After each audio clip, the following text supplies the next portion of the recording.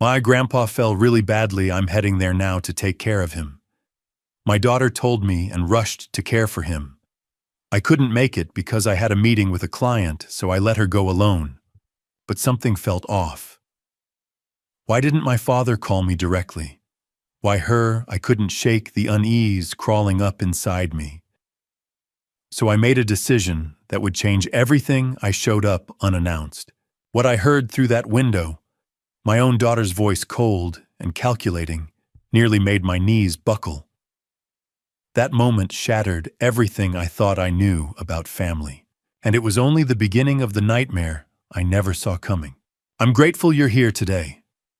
Before we continue, drop a comment and tell me where you're watching from. It helps this story reach more people. Just a quick note. Parts of this story include fictional details added for educational and storytelling purposes. Any resemblance to real names or settings is coincidental, while the ideas behind it may still resonate. I never thought a phone call from my daughter would lead me to discover the darkest betrayal of my life. But that Monday morning in late October, as I stood behind the counter of Lawson's Furniture Gallery, Lauren's voice on the other end trembled with concern.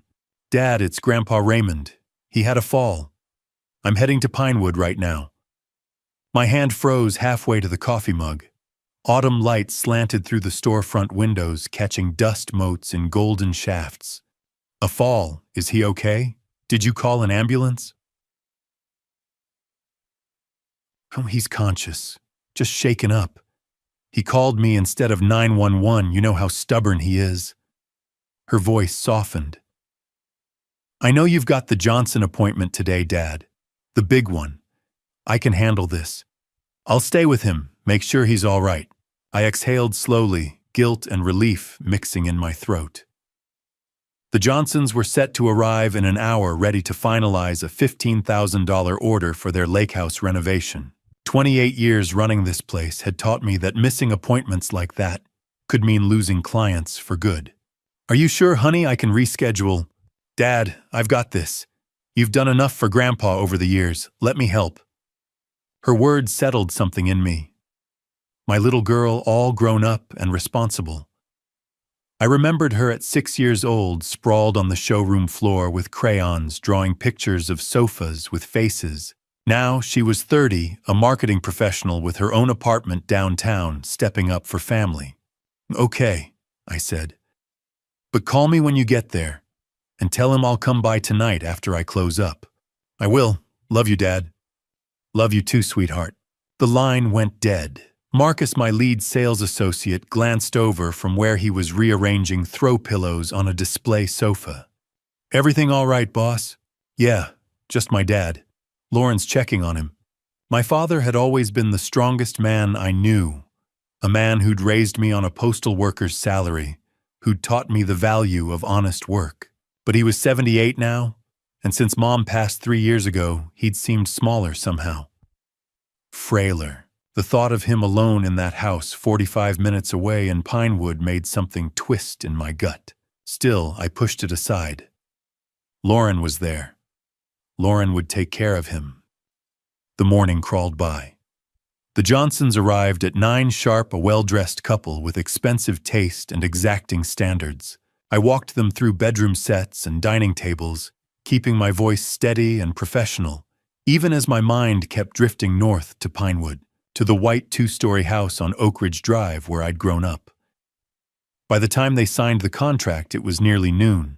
I tried calling Raymond, no answer. Tried again, still nothing. I called Lauren. "Hey, Dad." Her voice was bright, almost too bright. "Grandpa's fine. He's resting now." I turned his phone to silent so he wouldn't be disturbed.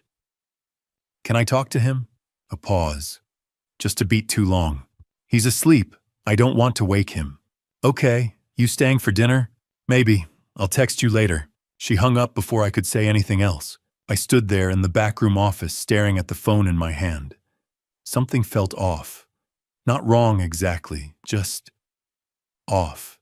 Like a picture frame hanging slightly crooked, barely noticeable but impossible to ignore once you'd seen it. I thought about the past few months. Lauren visiting more often, asking casual questions about finances, about the store's revenue, about Raymond's will. At the time, I'd chalked it up to her getting older, thinking about the future. But now, and Evelyn, my wife of 32 years, who'd been spending more and more time away taking trips with her book club friends, her yoga group, her college roommate. When had we stopped talking? When had she started feeling like a stranger in our own house? Then there were the bank statements. I'd noticed the recurring transfers a few weeks back, $4,200 every Wednesday like clockwork. When I'd asked Evelyn about it, she'd said it was an automatic payment to one of our suppliers. I'd accepted that without question. Why wouldn't I? She handled the bookkeeping. But what if I'd been wrong to trust so easily? By 5 o'clock, I couldn't take it anymore. I flipped the sign on the door to closed, told Marcus and Jennifer to head home, and grabbed my jacket.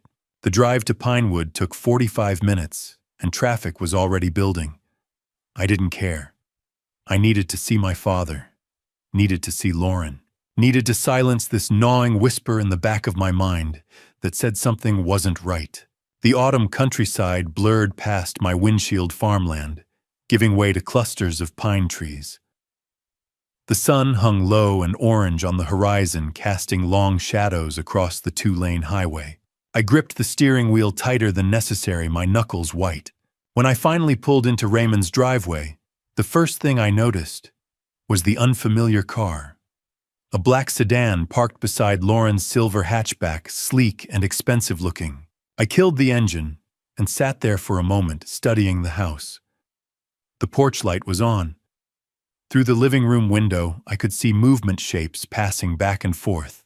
Dad's old Buick sat in its usual spot near the garage dust on the hood, catching the glow of the porch light. He was home, but the house felt too still, too quiet, except for the murmur of voices drifting through the half-open living room window. I got out of the car slowly, my footsteps crunching on the gravel. The air smelled like pine needles and wood smoke. It should have felt like home. It didn't. As I approached the porch, I heard voices, low and urgent, filtering through the crack of an open window. I recognized Lauren's laugh, light and careless. Then a man's voice, deeper, unfamiliar. I stopped at the bottom of the porch steps, my heart hammering in my chest, and then I heard it. Clear as a bell. Lauren's voice, stripped of the worry she'd worn on the phone that morning. Once the old man is out of the way, we'll have access to everything. The world tilted. My breath caught in my throat. I stood frozen, one hand braced against the porch railing as those words echoed in my skull. The old man. My father. Or was she talking about me? Another voice, the man's, smooth and confident. Just a little longer, baby. Then we're set. I should have stormed inside, should have demanded answers, but something in me went cold and calculating instead. I reached into my pocket and pulled out my phone, fingers trembling as I opened the voice recorder app. I crept closer to the window, keeping low, and held the phone up near the glass. Whatever came next, I would need proof. Lauren's voice drifted through the open window, bright and careless, like she was discussing weekend plans instead of my life. Tyler, we need to move faster. The weekly transfers are working, but it's not enough. We need the life insurance. I pressed myself against the siding phone, clutched in my hand, the record button already activated. My pulse roared in my ears, but I forced myself to stay still to listen. Through the gap in the curtains, I could see shapes moving in the living room. Lauren pacing, a man's silhouette on the couch. Raymond nowhere in sight. The man's voice came next, smooth and confident, in a way that made my skin crawl. I know, baby, but we have to be careful. If your father finds out before we get the beneficiary changed, the whole thing falls apart. Baby.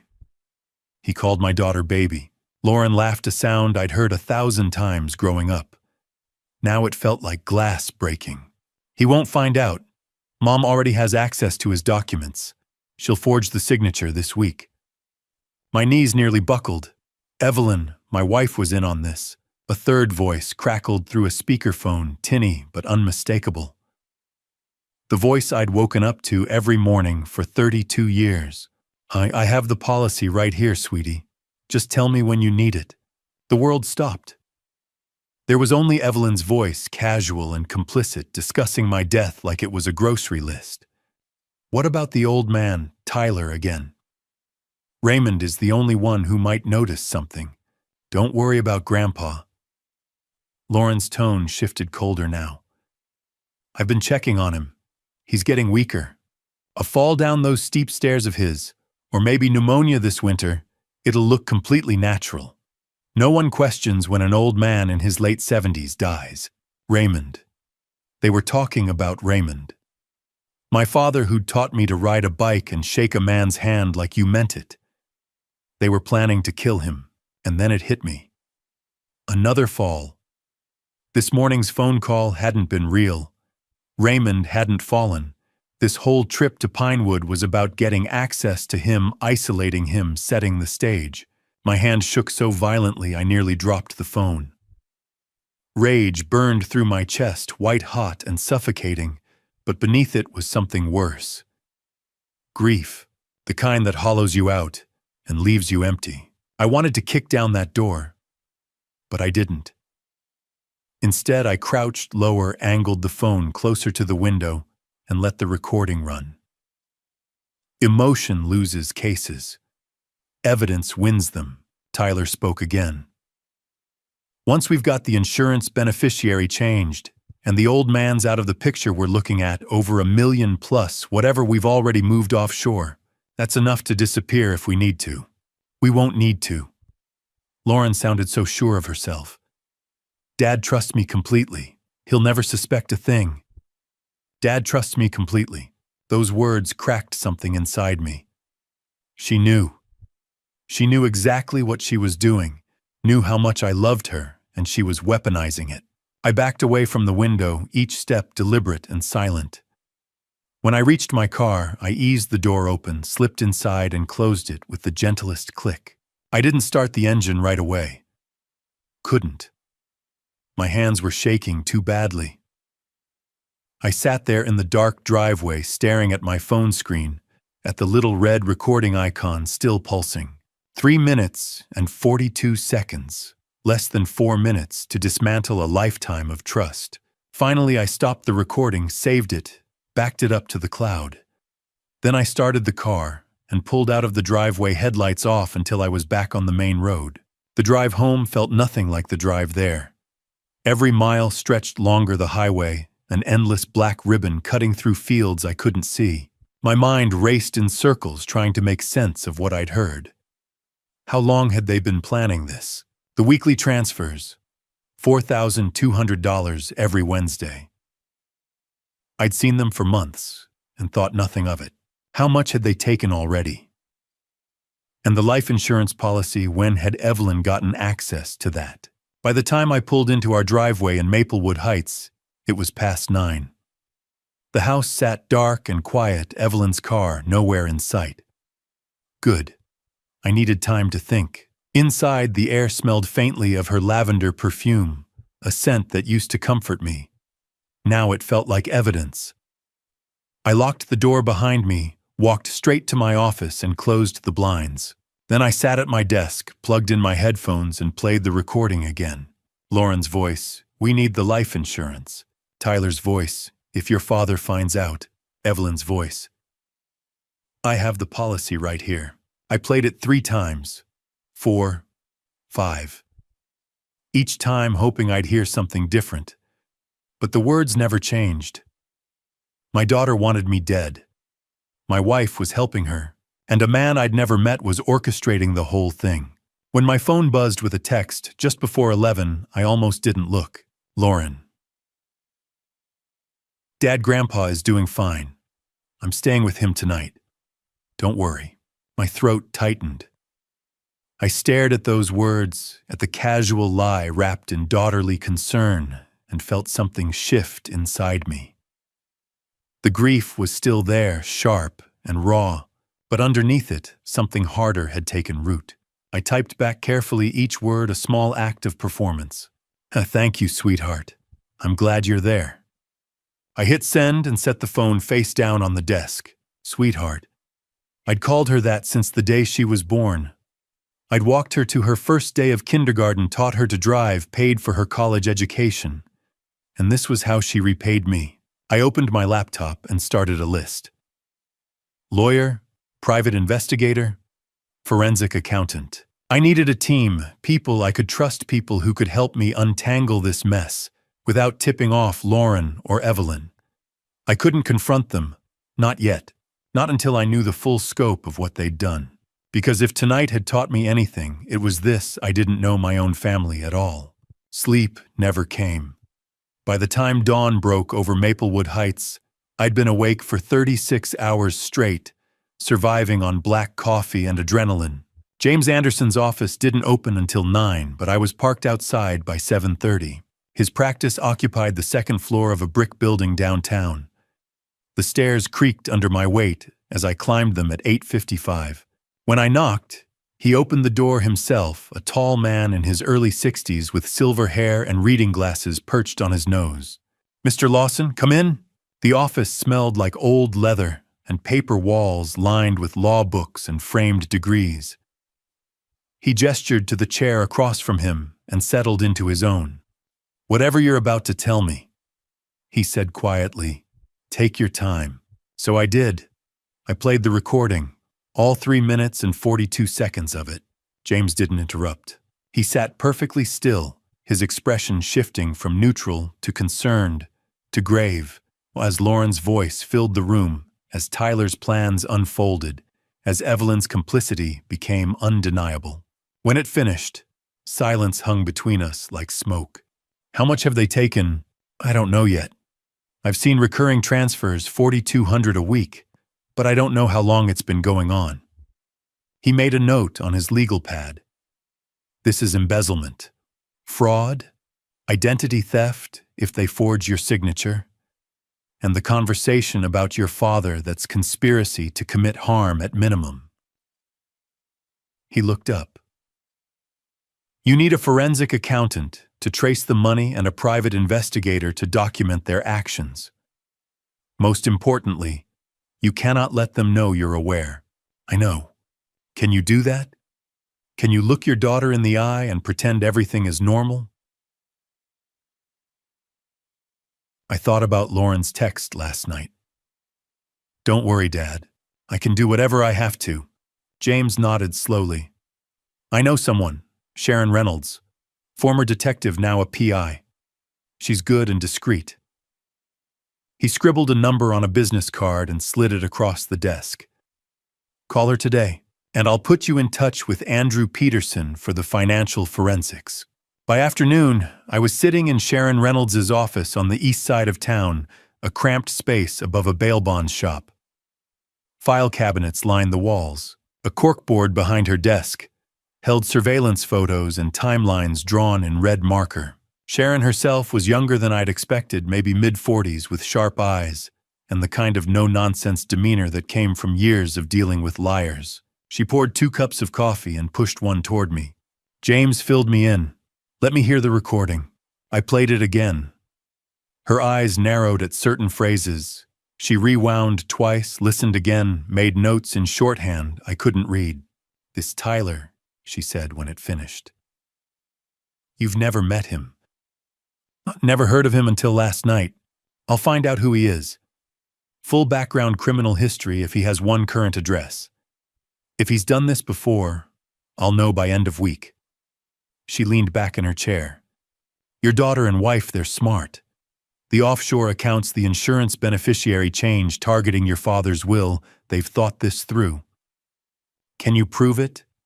"I can document it. Surveillance, financial records, witness statements if we get lucky. But Mr. Lawson, you need to understand something." She set her pen down and looked at me directly. If they're willing to talk about your father dying like it's a business transaction, they're capable of more than theft." The words landed like stones in my chest. "You think they'd actually... I think you need to be careful. Very careful. And your father needs protection." "How... I'll arrange surveillance on his house. And you need to visit him, check in regularly. But don't let Lauren know you're suspicious." "I'll do it." She extended her hand. I'll call you tomorrow with preliminary findings. In the meantime, don't change your routine. Don't confront them. And don't trust anyone who isn't in this room. That evening, I video called Andrew Peterson, the accountant. He appeared on screen, a thin man with wire-rimmed glasses. "Mr. Anderson gave me the overview," Andrew said. "I'll need access to your business accounts, personal accounts, credit cards, anything with your name or your wife's name on it. I'll go back 24 months to start." "How long will that take?" "A week, maybe 2. But I'll have preliminary numbers in 72 hours. I gave him the login credentials. When the call ended, the house felt emptier than before. My phone rang twice that evening. First Lauren, her voice cheerful and false. "Hey, Dad, just checking in. How was your day?" "Fine, sweetheart. Busy at the store. How's Grandpa?" "Much better. I'm heading back to my place tonight."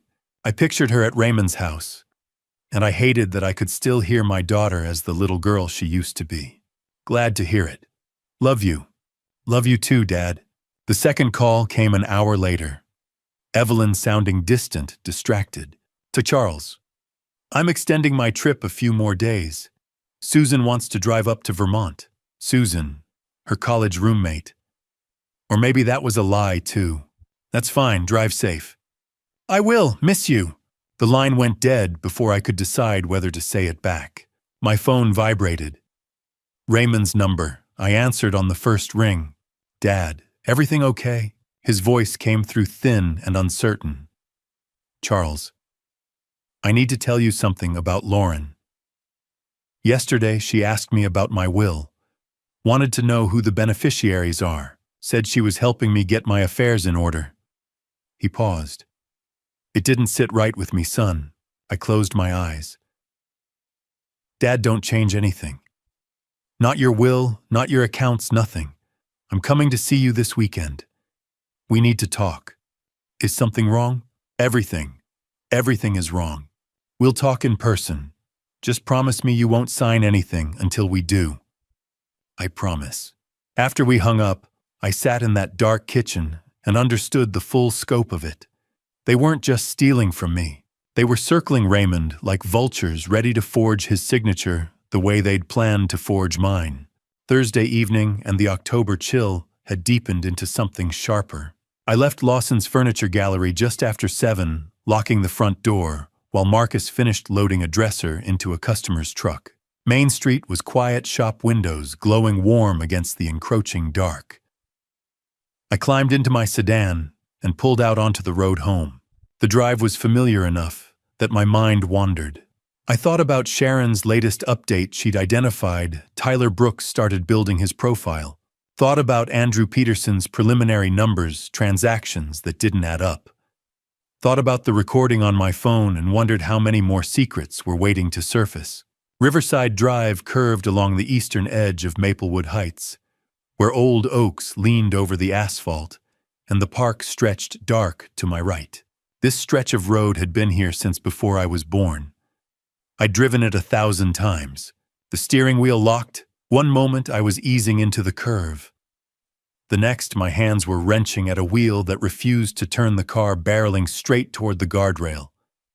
Time fractured. My foot slammed the brake, but momentum carried me forward. Instinct took over. I yanked the wheel harder, throwing my whole body into it. Something in the mechanism gave not much, but a fraction that let me angle away from the rail. The car skidded sideways, tires shrieking. Then I was off the road, entirely gravel, spitting under the wheels, and the world tilted as I plowed into the bushes. Branches exploded across the windshield. The seatbelt locked tight across my chest. My head snapped forward, then back.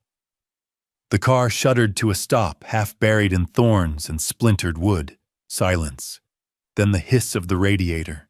My own ragged breathing. I sat there, hands still gripping the wheel knuckles, bone white. Something wet trickled down my temple, blood probably. But I was alive. A neighbor appeared at my window. Her expression twisted with concern. "Oh my God, are you okay? I saw you go off the road."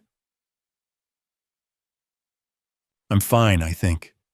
The steering just it locked. "Bow, don't move, I'm calling 911. The ambulance arrived within 10 minutes, followed by a police cruiser. EMTs checked me over while an officer took my statement. "Any mechanical issues with the vehicle recently?" "No, nothing. It just locked up on the curve. Happens sometimes with older cars. Steering linkage can fail."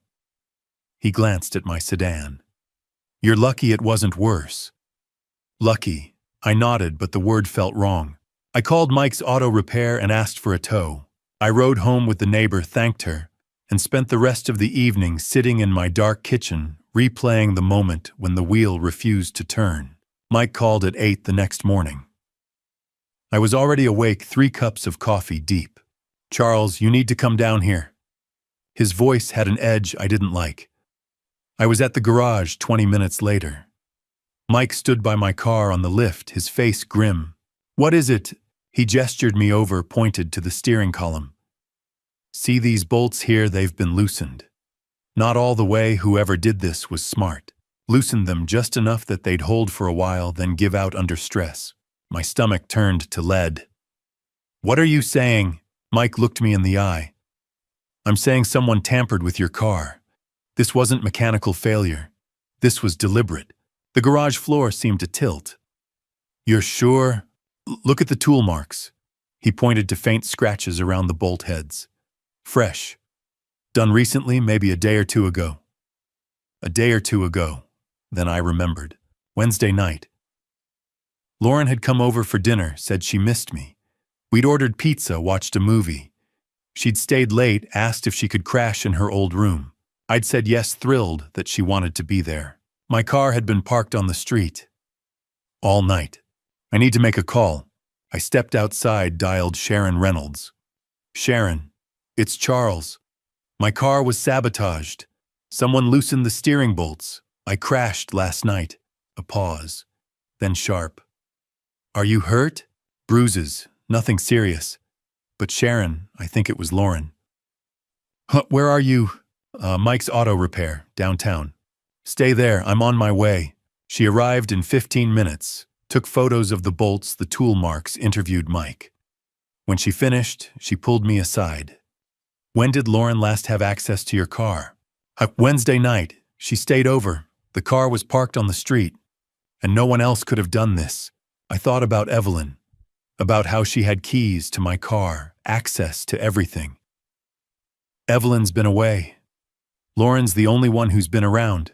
Sharon nodded slowly. "Charles, this changes things. This isn't just theft anymore. This is attempted murder."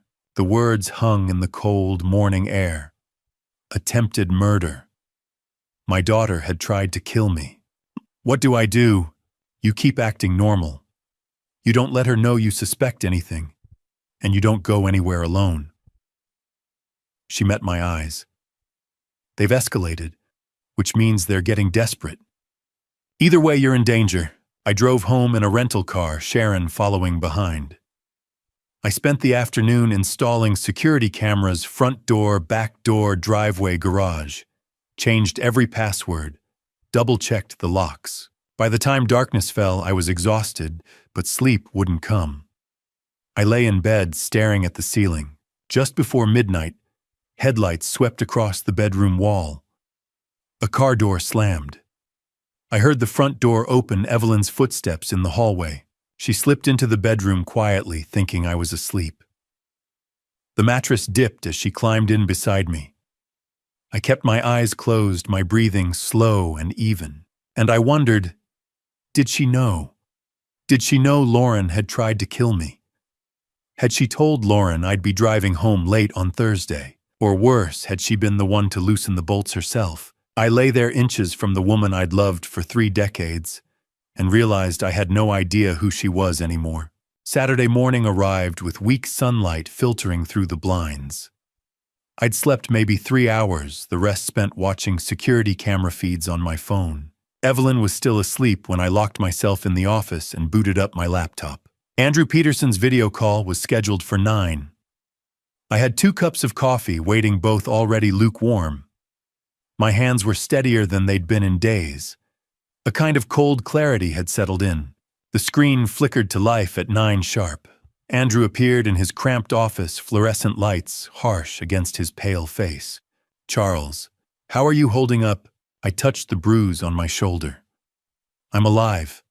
Let's talk about the money." He nodded, all business.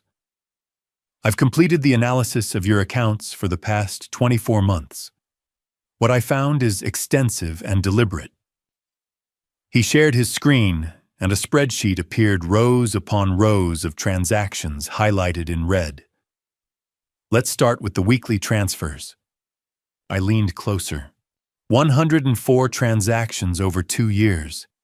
Every Wednesday at 3 p.m. $4,200 each time. He scrolled down. "Total withdrawn from your business account, $436,800. The number sat heavy in my chest. Nearly $500,000. Gone. So where did it go? An intermediate account called Lawson Family Trust. The trust doesn't legally exist, it's a shell. From there, the money was wired to an offshore account in the Cayman Islands within 48 hours. I wrote it down. My name used to steal from me." Andrew adjusted his glasses. "That's not all. In May of this year, a home equity loan was approved against your property for $125,000. My stomach turned. I never applied for a home equity loan. I know. The application was submitted online using your social security number and forged documents. Where did that money go? Deposited into an account under Lauren Lawson's name. Withdrawn in increments over the following 2 weeks. Cash and transfers. Untraceable after that." I closed my eyes. $125,000. My daughter's account. "There's more," Andrew said quietly. I opened my eyes. In August, $21,800 was transferred from your savings to an entity called Brooks Business Ventures, LLC. The transfer was authorized with your login credentials. "Evelyn." "Possibly. Brooks Business Ventures is a shell company registered to Tyler Brooks. Just a bank account that received your money and funneled it elsewhere." I wrote it down, anger bleeding into the pen strokes. "What's the total?" Andrew pulled up another document. "Combined theft, $583,600. Over $500,000. How do you steal that much without someone noticing slowly, patiently? Week after week with someone on the inside helping you. There's one more thing," Andrew's voice dropped. "Your life insurance policy." I went very still. The beneficiary was changed on September 15th. Previously, Evelyn was listed as primary beneficiary. As of September, Lauren is now the sole beneficiary of a $1.1 million policy. Something cracked inside me. Not loudly. Just a quiet fracture. The change was processed online. Required your signature on a digital consent form, same forgery patterns as the loan documents. "Charles, if something were to happen to you, Lauren would receive over $1 million. I stared at the screen. The weekly theft, the forged loans, the fake investments, and finally, the life insurance. She'd been positioning herself to profit from my death. Thursday night when the steering wheel locked, that hadn't been an accident. That had been an attempt. Andrew's voice cut through. "Are you still there?" "Yeah, I'm here." "Shikriam. This is enough for law enforcement. Fraud, embezzlement, identity theft, forgery. And combined with the car tampering, you have grounds for attempted murder charges." "Not yet, Charles. Not yet. I need to know everyone involved. I need the full picture." I met his eyes through the screen. "Can you have a complete forensic report ready in a week?" "Yes. But if they try again, I'll be careful. Sharon has people watching the house."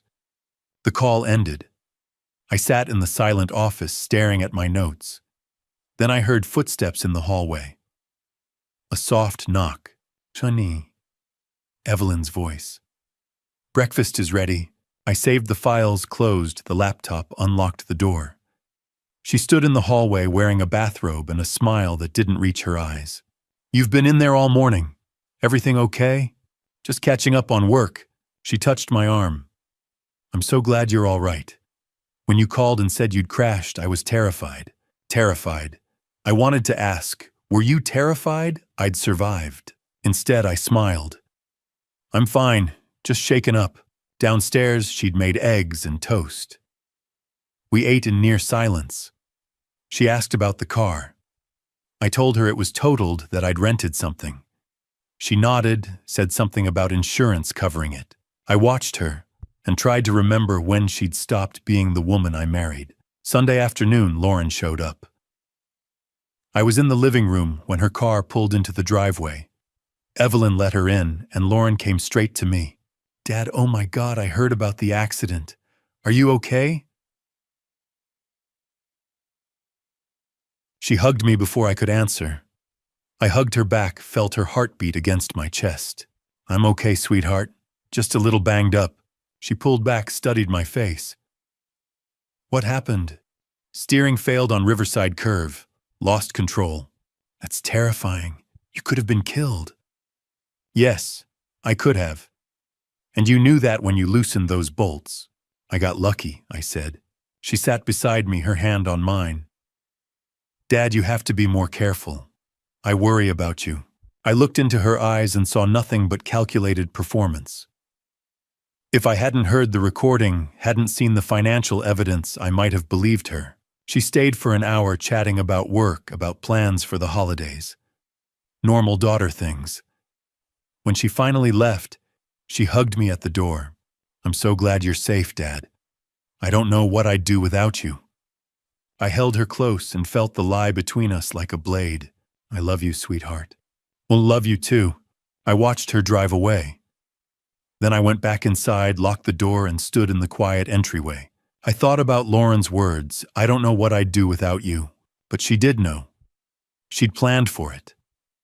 My death had a price tag, $1,100,000, plus whatever remained of the money she'd already stolen. I would give them enough rope. Let them think they'd gotten away with it. And when they made it, I'd be ready.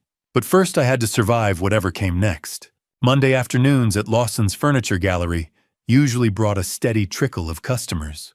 I'd returned to work that morning with bruises still blooming across my shoulder, telling Marcus and Jennifer the car accident had been a fluke.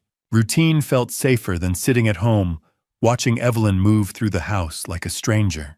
Around 2 o'clock, a woman in her 60s approached me near the display sofas. "Excuse me, do you have any more of those ceramic table lamps, the ones with the cream shade?" I smiled. "We keep some overflow inventory up in the mezzanine. Let me check for you." The mezzanine was accessible by a metal ladder bolted to the wall near the back. I'd climbed it 2 or 3 times a day for years. 10 rungs up, 10 rungs down. Simple as breathing. I gripped the sides and started climbing. 7 rungs up, I shifted my weight to reach for the 8th. The step collapsed under me. 1 second, it was solid. The next, it wasn't. And I was falling backward into open air, my hands scrabbling for rails that were suddenly too far away. Then something caught me. Arms solid and strong, breaking my fall before my head could crack against the hardwood. I crashed into Marcus instead, both of us staggering. We went down together in a controlled collapse.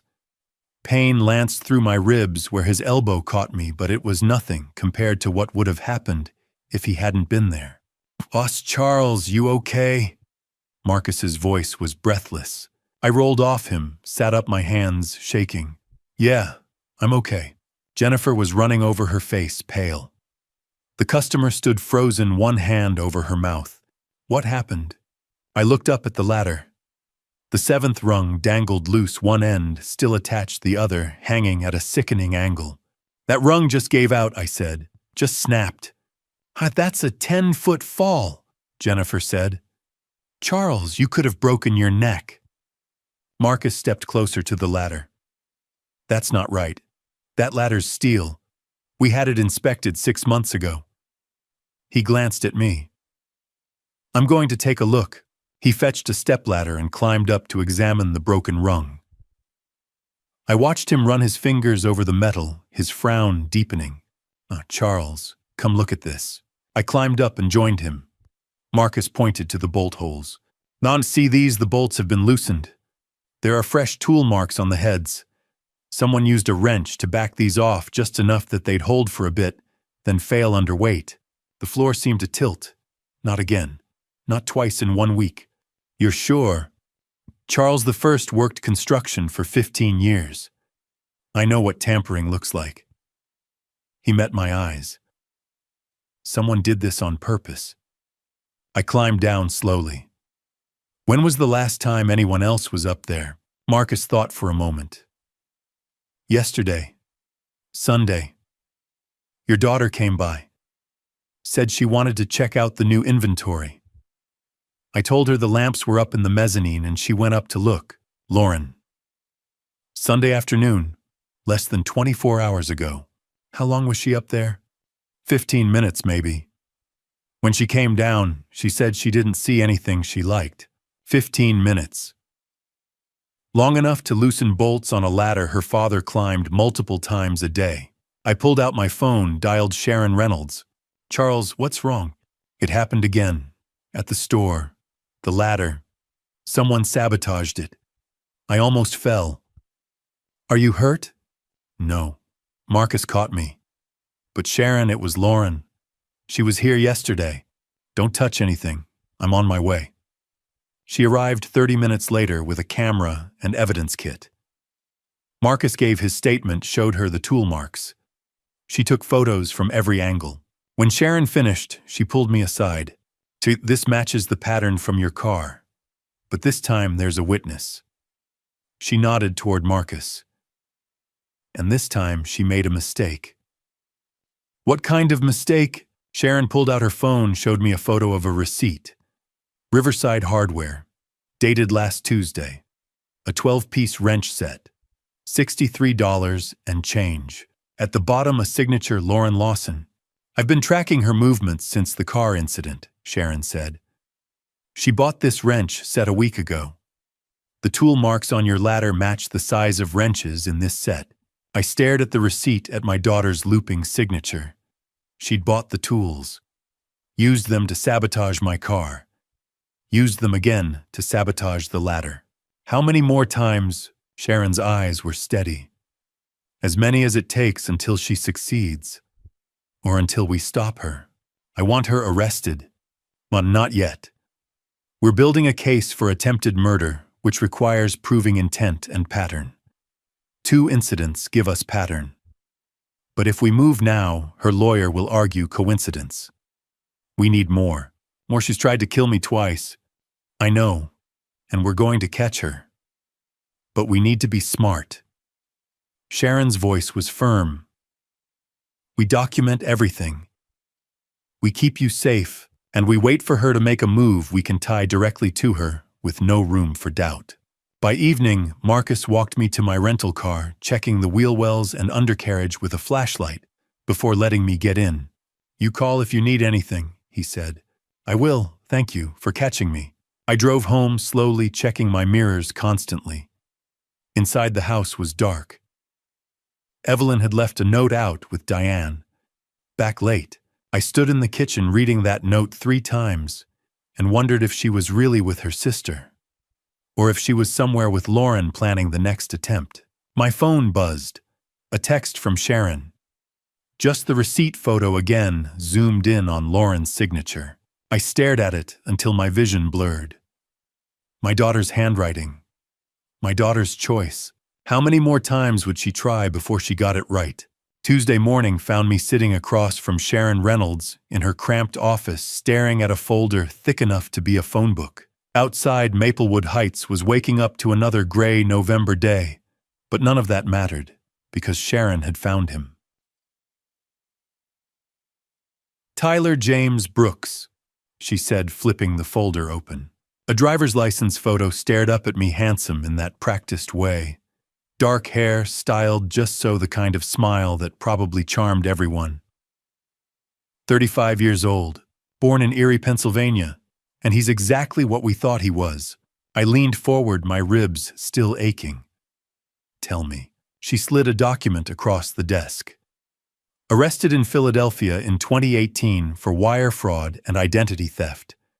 Scammed 3 elderly women out of their retirement savings by posing as a financial advisor. Got 2 years served, 14 months, released on good behavior in 2019. A con man, of course. He moved here after that. Summer of 2020. Clean record since then officially. Started dating your daughter about 8 months ago based on Lauren's social media. 8 months. Long enough to worm his way in, gain her trust, twist her thinking. Sharon pulled out another set of documents. But here's where it gets interesting. Tyler Brooks isn't just a con artist. He's a family man. She laid out photographs. A woman in scrubs, auburn hair, pulled back in a ponytail, smiling as she walked into Maplewood General Hospital. A little boy with a backpack holding that same woman's hand outside an elementary school. Melissa Brooks, née Carter. 33 years old, works as a medical records clerk at the hospital. Married Tyler in 2017, stayed with him through the trial. By all accounts, she thinks they're happily married. The boy had Tyler's dark hair, his mother's smile. He looked small for 6. That's Oliver. First grade at Riverside Elementary. Good kid according to his teacher. I stared at the photos. Lauren doesn't know about them. We don't think so. Tyler's been running 2 lives simultaneously. Tells Melissa he's working long hours at the gym. Tells Lauren he's separated from his wife, that the divorce is pending. Classic con artist pattern. Sharon pulled out her phone, scrolled, then turned it toward me. Text messages, screenshots from a recovered device. We got access to Tyler's second phone. These are from last week. I read, my jaw tightening. Tyler, once the old man is gone, we split 60-40. You get the insurance, I handle the offshore. Lauren, what if he doesn't die? Tyler, he will. Just need to be patient. The car didn't work, but the ladder almost did. Next time, we'll be smarter. Lauren, I'm scared. Tyler, don't be. I love you. We're doing this together, baby. By Christmas, we'll be on a beach somewhere, and none of this will matter. My hands were shaking. Not with fear. With rage so pure it felt cold. He's promising her a life, Sharon said quietly. Marriage, freedom, escape. And she's desperate enough to believe him. She's trying to kill me for him. Yes. But Charles, she's a victim too. Not of the murder attempts, those are on her. But Tyler's been manipulating her since day one. Everything he's told her is a lie. He has no intention of leaving Melissa. He just needs Lauren to get him the money. I thought about Lauren's face when she'd hugged me Sunday. Had any of that been real?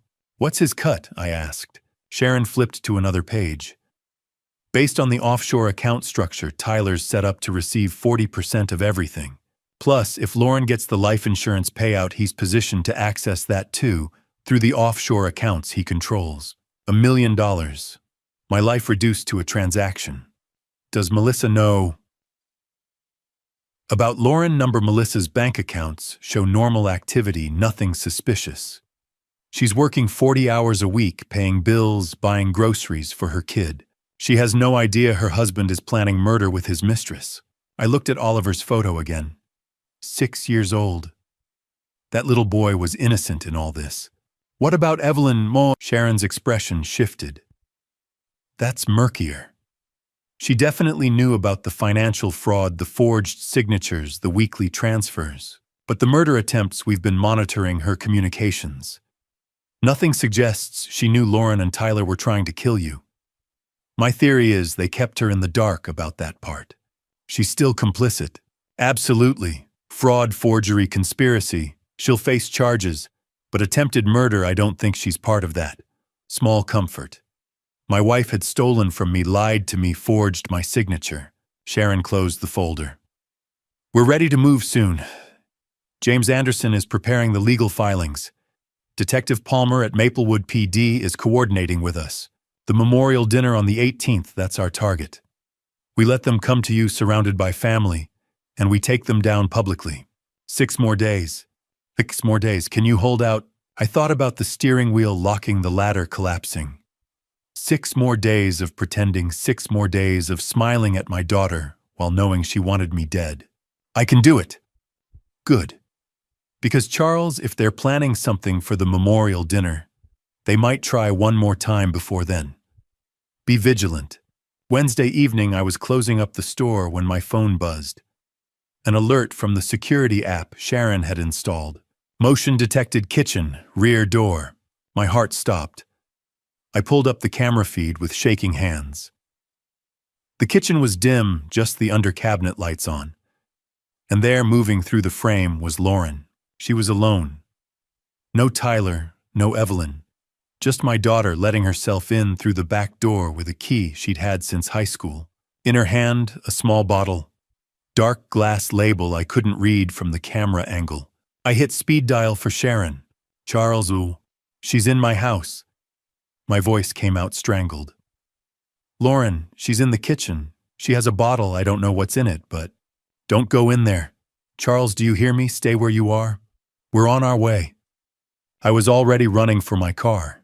Whatever Lauren was doing in my kitchen with that bottle, whatever she was planning to poison or tamper with or destroy it, was happening right now. And I couldn't just stand by and let it happen. Not this time. The 15-minute drive home felt like seconds. I took corners too fast.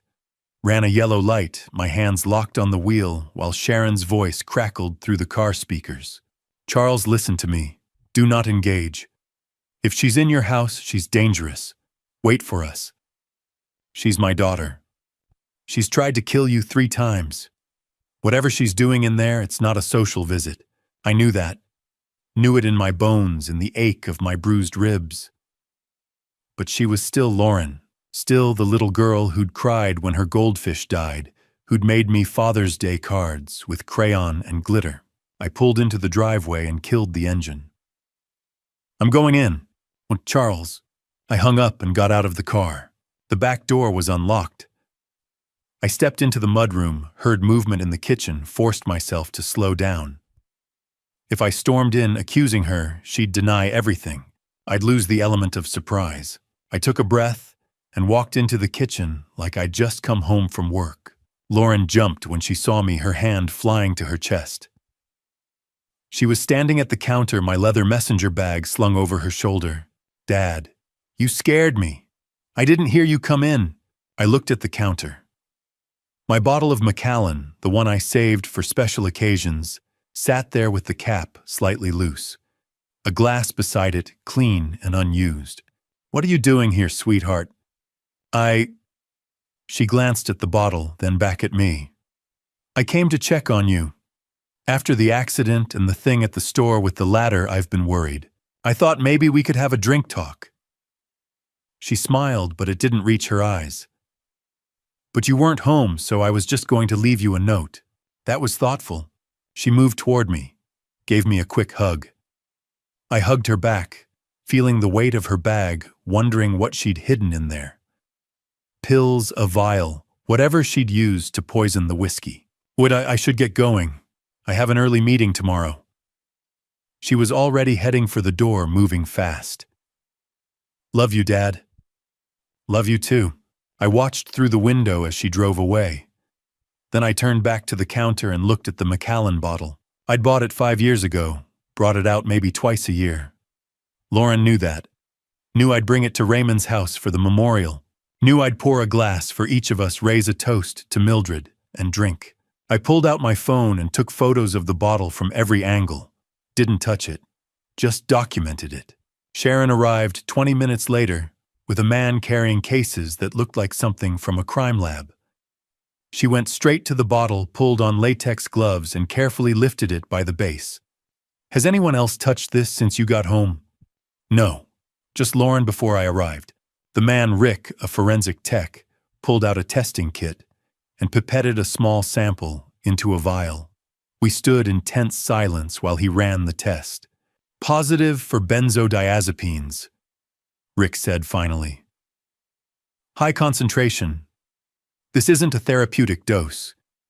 This is enough to cause severe respiratory depression, especially when mixed with alcohol. Sharon looked at me. If you'd drunk this, Charles, you wouldn't have woken up. The kitchen felt suddenly cold. Normal life things had happened here. And now my daughter had turned it into a crime scene.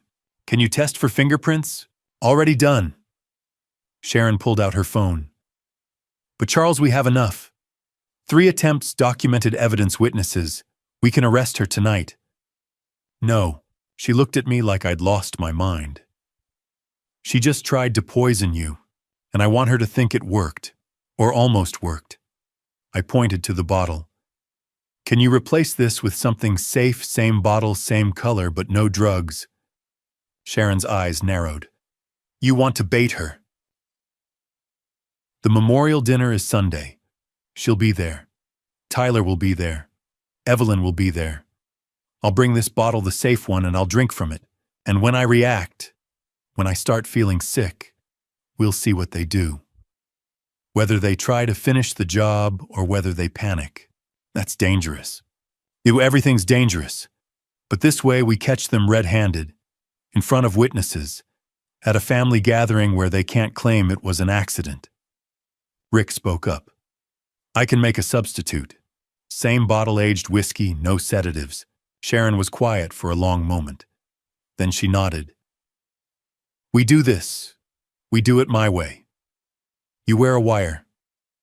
Detective Palmer and I will be in position outside. EMTs on standby. And the moment things go sideways, we pull you out. Deal. By Thursday morning, the plan was in place. Rick had prepared the substitute bottle. Sharon had coordinated with Detective Palmer, who'd assigned 2 undercover officers to attend the memorial as family friends. James Anderson had drafted the arrest warrants. I went to work, sold furniture, smiled at customers, pretended Thursday was just another day. Friday passed the same way, slow, methodical, every hour bringing me closer to Sunday. Friday night, I couldn't sleep. I wandered the house, eventually finding myself in Mildred's old sewing room. Mom's things were still here. Her sewing machine covered with a sheet, boxes of fabric, and on the wall photos in mismatched frames. Mildred on her wedding day. Mildred holding baby Lauren. Christmas mornings, birthday parties, ordinary moments made precious by time. I stood there in the dark, looking at those photos, and tried to imagine what my mother would think of what I was about to do. Trap my own daughter. Watch her get arrested at a memorial dinner held in Mom's honor. My phone buzzed. A text. Lauren can't wait to see you tomorrow, Dad. Let's make it a day Mom would be proud of. I stared at those words until they blurred.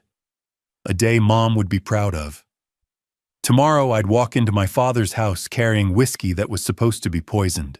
I'd drink from it while my daughter watched, waiting for me to die. And when her plan failed again, I'd watch the police take her away in handcuffs. I didn't reply. What was there to say? I turned off the light and went back to my bedroom. Lay down in the bed I'd shared with Evelyn for 32 years and stared at the ceiling until dawn. Tomorrow was the memorial. Tomorrow was the trap. Tomorrow, one way or another, this would end. But tonight all I could do was lie in the dark and mourn the family I'd thought I had. Dawn broke gray and cold over Maplewood Heights, the kind of November morning that smelled like dead leaves and coming snow. I drove to Pinewood with the swapped whiskey bottle in a gift bag on the passenger seat, the wire taped to my chest, itching beneath my shirt, and a hollowness in my gut that had nothing to do with fear. Sharon's voice crackled through the earpiece hidden under my collar. We're in position. 2 blocks south in an unmarked van. Palmer and Rodriguez are parked at the corner. You're covered. Copy that. Charles. Her voice softened. You don't have to do this. I need them at the dinner, in front of everyone. I need them to see what Lauren and Evelyn did. I pulled into Raymond's driveway at 8:30. Lauren's car was already there. So was the black sedan I now knew belonged to Tyler Brooks. The house looked the same as it always had, white clapboard green shutters, the porch where I'd learned to tie my shoes. Normal. Except nothing about this morning was normal. Raymond opened the door before I could knock. Charles, come in, son. Lauren and her friend are already here. Morning, Dad. I hugged him carefully. How are you holding up? Missing your mother something fierce today. Me too. Inside, Lauren and Tyler sat in the living room on the couch, where 3 weeks ago I'd stood outside and heard them plot my death. Lauren stood when she saw me, her smile bright and false. Dad, you made it. I hugged her, felt her arms around me, and wondered how many times I'd held my daughter while she was thinking about killing me. Wouldn't miss it. Hi, Tyler. Tyler rose, extended his hand. He had no idea we knew everything. No idea today was the day his life fell apart. Mr. Lawson, good to see you again. I set the gift bag on the coffee table. I brought something. Thought we could toast Mom's memory. I pulled out the whiskey bottle, the safe one. Raymond fetched 4 glasses from the kitchen, and I poured 2 fingers in each. To Mildred, I said, raising my glass. The strongest woman I ever knew. She taught me that family is everything and that the truth always comes out. Raymond raised his glass, tears already in his eyes. To Mildred. Lauren raised hers, her smile wavering. To Grandma, I drank. A good swallow, the whiskey burning clean down my throat. Raymond drank too. I watched Lauren and Tyler carefully. Lauren brought the glass to her lips, barely touched it, then set it down. Tyler did the same, a pantomime of drinking without actually consuming anything. They knew it was poisoned. They were waiting for me to die. 10 minutes passed. We talked about nothing, the weather, Raymond's health, Lauren's work. Normal conversation. Except I was watching Lauren and Tyler watch me, waiting for symptoms they expected. Finally, I let my eyes unfocus slightly. Brought my hand to my temple. I don't feel so good. Raymond looked over, concerned. Charles, you all right? Just dizzy. I stood up, swayed deliberately, then sat back down hard. Something's wrong. Lauren was on her feet immediately. Dad, what's happening? I let my eyes close, my head loll back. Can't breathe right. Should I call 911? Raymond's voice rose with panic. Tyler spoke up, too calm. Let's see if he needs it. Might just be a panic attack. Buying time. Waiting to see if the poison would finish the job. Dad, stay with us. Tyler, call an ambulance. But he was moving away from his phone, not toward it. Give him a minute. The front door burst open. Sharon and 2 men in EMT uniforms rushed in. We got a call about a medical emergency. Everyone stepped back. Raymond looked confused. I didn't call. Sharon was already at my side. She leaned close, whispered, now. I opened my eyes, sat up, looked directly at Lauren. I didn't drink enough. Her face went white. Dad, what? I said I didn't drink enough. I stood up, perfectly steady. I know what you did, Lauren. I know about the poison. Tyler was backing toward the door, but Detective Palmer stepped inside, badge out. Tyler Brooks, don't move. Raymond looked from me to Lauren to Tyler, confusion cycling to horror. Charles, what's going on? I kept my eyes on Lauren. For the past 3 weeks, someone's been trying to kill me. My car was sabotaged. The ladder at my store was tampered with.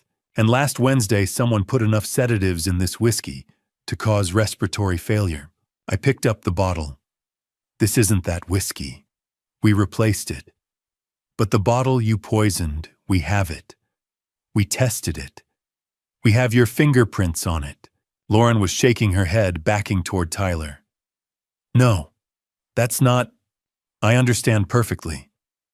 You and Tyler have been stealing from me for 2 years. Over $500,000. You forged loan documents, changed my life insurance beneficiary to yourself, and when that wasn't enough, you started trying to kill me for the payout. Sharon pulled out her phone, held up a photo. We have the wrench receipt, Lauren. We have security footage. We have text messages from Tyler's burner phone planning your father's death. Tyler tried to run. Palmer and the other officer grabbed him, slammed him against the wall. You're under arrest. Wait, I held up my hand.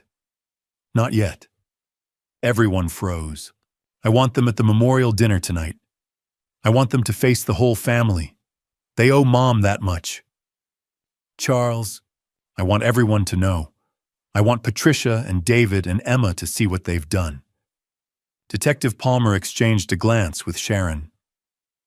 We'll need to keep them under supervision. Fine. But they'll be there. I turned to Lauren. And there's one more thing you should know about Tyler. She was crying now. What? Sharon held up another photo. A woman with auburn hair holding hands with a little boy. Melissa Brooks, Tyler's wife of 8 years. And that's Oliver, their 6-year-old son. Tyler was never separated. He was never getting divorced. He's been lying to you from the beginning. Lauren's legs gave out. She collapsed onto the couch, staring at the photo. No, that's not, he said. He lied. My voice was flat. He used you to get my money, and when you were no longer useful, he would have disappeared. They took Lauren and Tyler outside, hands zip-tied, loading them into an unmarked car. Sharon stayed behind, helping Raymond into a chair, explaining what had just happened. Raymond put his hand on my shoulder, his voice breaking. Son, I'm so sorry. I looked at him, at the man who'd raised me to be honest and strong. Tonight, in front of 17 people, I'd have to relive this nightmare one more time. But it would be the last time. Tonight, justice would begin. Before we walk into that room where 17 people are waiting, tell me this. What do you think Charles will do first? Will he present evidence calmly, or will emotions take over?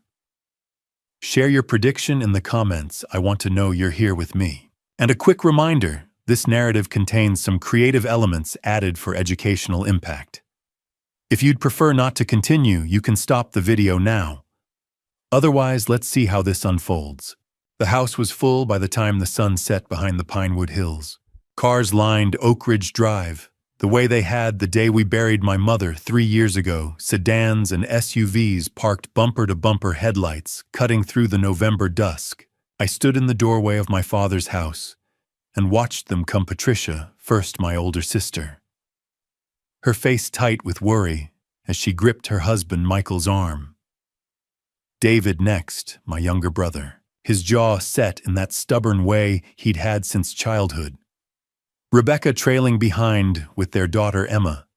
Stephen and Diane Carter, old family friends who'd known my mother since college. George Whitman, my father's fishing buddy, leaning heavy on his cane. Margaret Foster, who'd taught Sunday school with Mom for 20 years. And then there were the 3 I'd invited who didn't belong. Detective Palmer introduced as Tom, a distant cousin from Ohio. Sharon Reynolds playing Sarah, an old friend of mine from college. Officer Jenkins, Dan, a neighbor from Maplewood Heights who'd supposedly heard about the dinner and asked to pay respects. 17 people total, 17 witnesses. Inside the dining room glowed warm with lamplight. My father had set the long oak table with my mother's best china, the set, with the delicate blue flowers she'd only used for holidays. Framed photos of Mildred lined the mantel her wedding day, holding me as a newborn, laughing at some long-forgotten joke. The scent of roast chicken and rosemary filled the air, though I doubted anyone would have much appetite tonight. Lauren sat near the far end of the table, Tyler beside her. She looked pale, her hands folded in her lap, fingers twisting the napkin over and over. Tyler's face was calm, almost bored, but I caught the way his eyes tracked Sharon's movements across the room. He knew something was wrong. He just didn't know how wrong. Evelyn sat across from them, her face carefully blank. She'd barely spoken to me since this morning, hadn't asked why I'd recovered so quickly from my episode, hadn't questioned why I'd insisted on this dinner. She knew. I was certain now. She'd known about the money, maybe even about the forged signatures.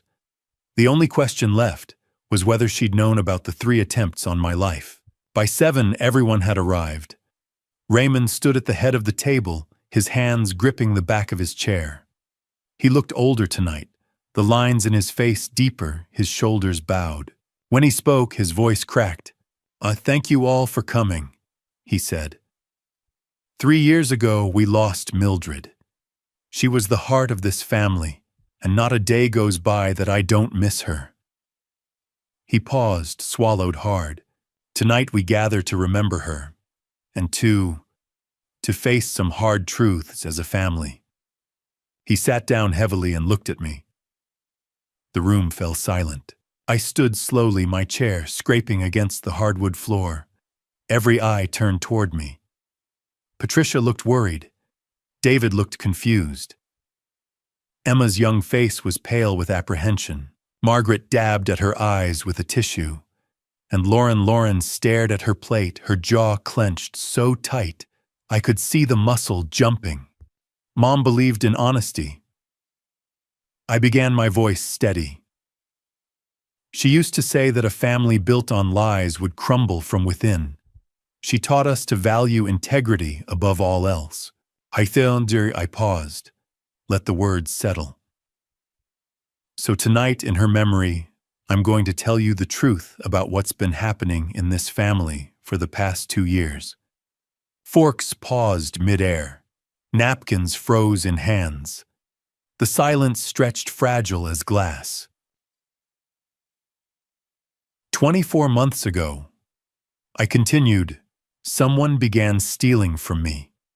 Every week, $4,200 was transferred out of my business account. 104 transactions total, over $500,000. I let the number hang in the air. Patricia gasped. David's fork clattered onto his plate. $550,000 to be exact. Charles, Evelyn started, but I held up my hand. The money was moved through a fake trust account, then offshore to the Cayman Islands. The transfers were authorized with forged signatures. My signatures. I pulled a folder from beneath my chair and set it on the table. I have the bank records, the forensic analysis, the evidence trail. Raymond's face had gone gray. George Whitman's mouth hung open. Margaret's tissue was pressed to her lips. I turned and looked directly at my daughter. Lauren, I said quietly, you stole that money. You and Tyler Brooks, the man sitting next to you. Her head snapped up, her eyes wide with panic. You opened the fake account. You forged my signatures. You transferred my money week after week for 2 years. Her voice broke. I can explain.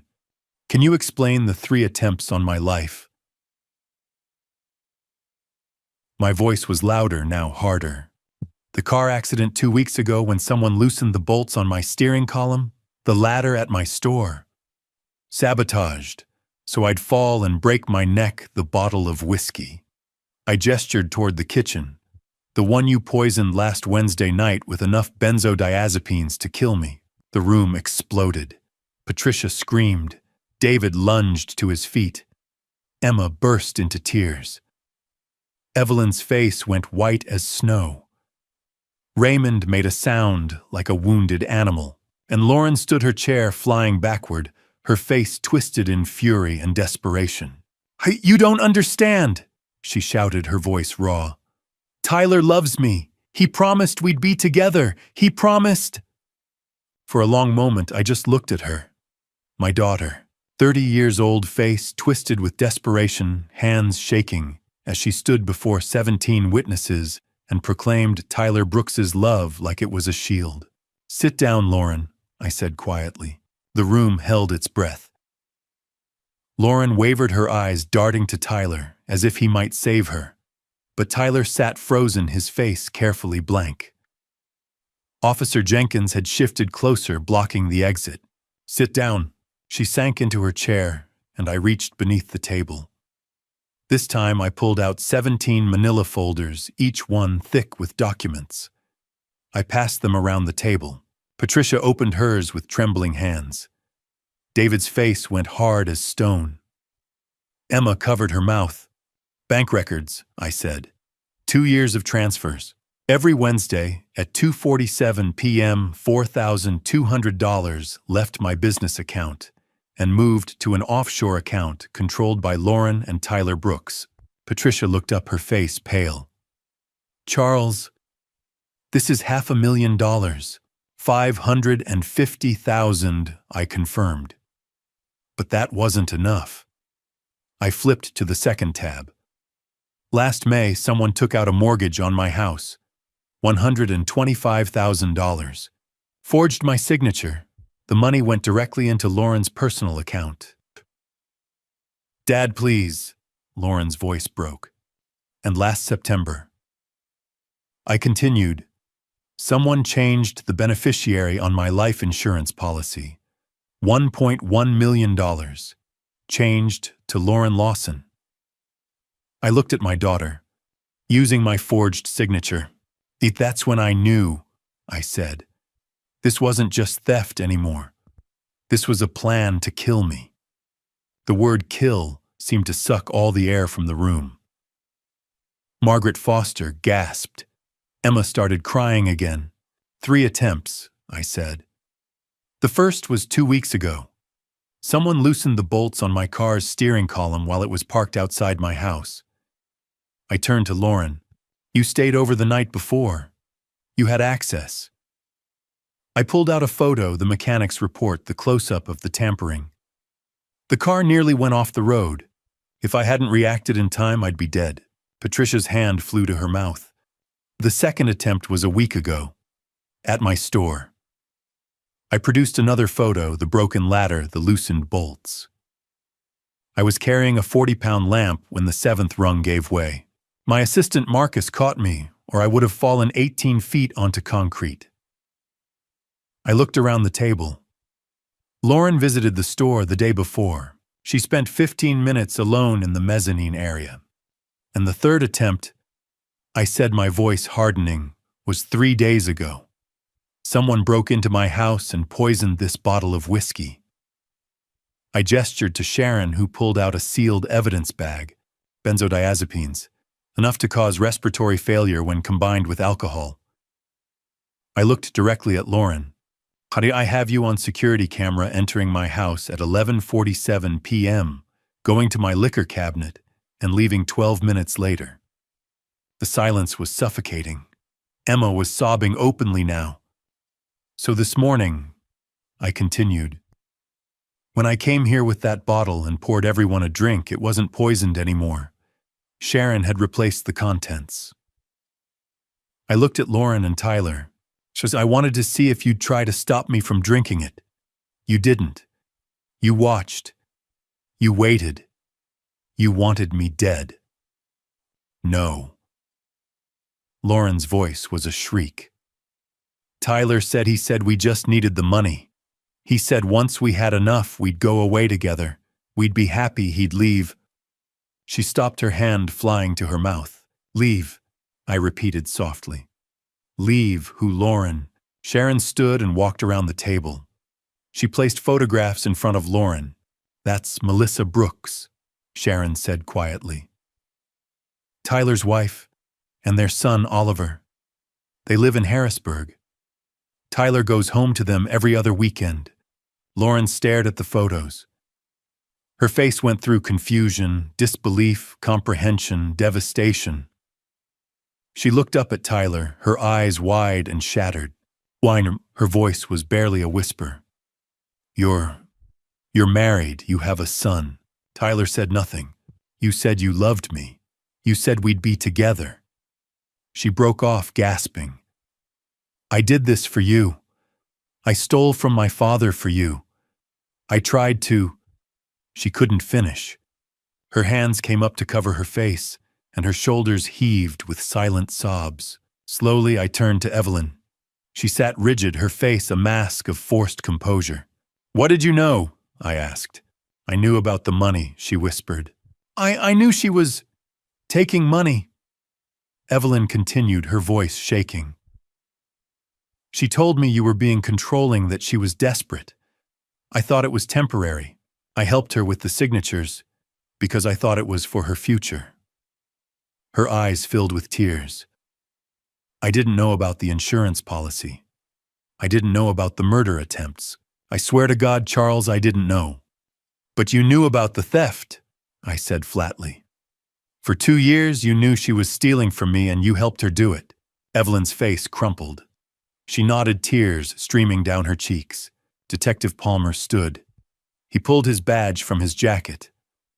Maplewood Police Department. Tyler Brooks, Lauren Lawson. Evelyn Lawson, you're under arrest for conspiracy to commit fraud, forgery, embezzlement, and attempted murder. Officer Jenkins and Sharon moved in. They pulled Lauren to her feet first. She didn't resist, just stood there limply. Jenkins cuffed her wrists and began reading her rights. Lauren didn't seem to hear. She was crying silently. Tyler stood when they approached, his expression cold and defiant. He didn't look at Lauren. Didn't look at anyone. Evelyn looked at me as Sharon took her arm, her eyes pleading. Charles, please, I'm sorry. I'm so sorry. I said nothing. Just watched as they led her away. The dining room door closed behind them with a soft click. For a long moment, no one moved. 16 people sat frozen, the untouched memorial dinner gone cold. Patricia was crying. David had his head in his hands. Emma clung to her mother. My father stood slowly and walked around the table. He wrapped his arms around me, and I felt his whole body shaking. "One," he whispered, his voice thick with tears. "You're free now." But I didn't feel free. I felt hollow, empty. I looked around at the faces of my family, shocked, grieving, bewildered, and realized justice had only just begun. The hard part, the healing, still lay ahead. After the police cars pulled away, red and blue lights fading into the November night, the family sat in stunned silence. The memorial dinner meant to honor my mother's memory had become a crime scene. Patricia broke down crying. Emma wrapped her arms around her aunt. David paced the dining room, running his hands through his hair. And I stood by the window, watching the darkness swallow the last traces of the squad car carrying my daughter. Gone. My family was gone. Behind me, Diane Carter, Evelyn's younger sister, sat at the table with her face in her hands. I can't believe it. My sister. Evelyn always seemed so devoted to you, Charles. People change. I said, my voice flat. Or maybe I never really knew them. Patricia came to stand beside me, her eyes red and swollen. Charles, I'm so sorry. You couldn't have known, I said. I didn't even know until a month ago. Across the room, my father sat in my mother's chair, looking decades older than he had this morning. I should have seen it, he said, his voice barely above a whisper. Lauren was asking me about my will. I thought she was just being practical. I crossed the room and knelt in front of him. Dad, this isn't your fault. She's my granddaughter. His voice broke. And she was planning to... He couldn't finish. His face crumpled and he covered it with his hands. I wrapped my arms around him, and we both cried. Two men mourning the loss of someone who wasn't even dead, just gone in a different, more terrible way. One by one, they left. Hugs at the door, tears, promises to call to check in. Patricia was the last to leave besides David. She gripped both my hands. Charles, you're staying here with Raymond tonight, right? You shouldn't be alone. Actually, I said, I'm going home. I need to face it. David drove me back to Maplewood Heights. For the first 10 minutes, neither of us spoke. Finally, David broke the silence. When I was 17, I stole $50 from Dad's wallet. Do you remember? I glanced at him. Yeah, he made you work it off at the store. I felt so ashamed. But this, what Lauren did. He shook his head. It's incomprehensible. She's sick, I said. Or greedy, or both. I don't know anymore. Do you still love her? The question hit me like a punch. I stared out the window at the dark fields rushing past. I don't know that either, We pulled into my driveway just before 10.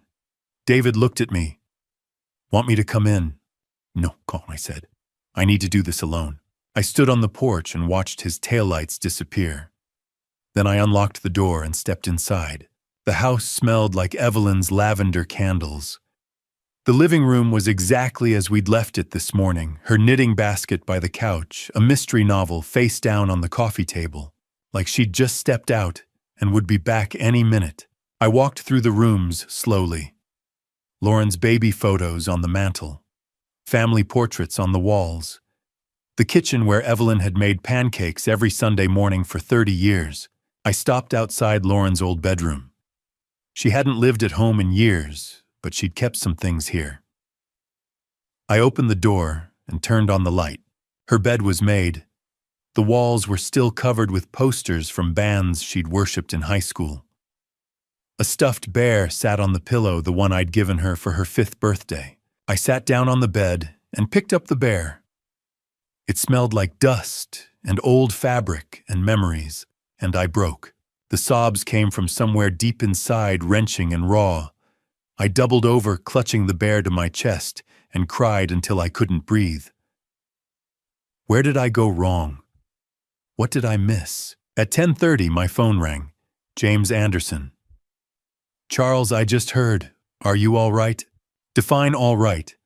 The DA will want to meet with you this week. This is going to be a long process. I'm ready, I said.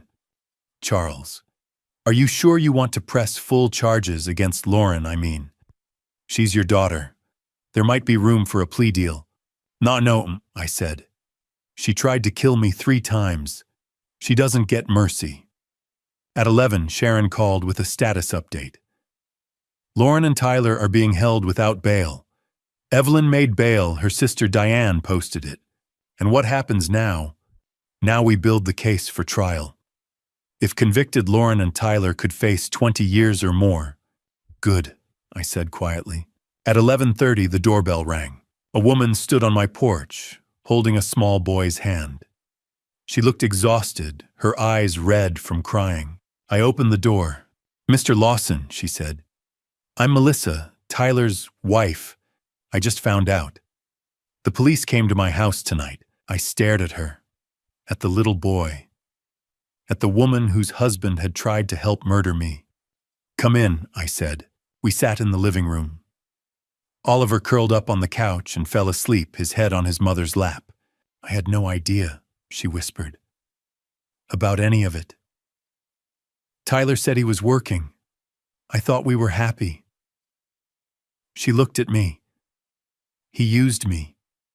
He used all of us. Yes, I said. He did. Your daughter, Lauren, did she know about me?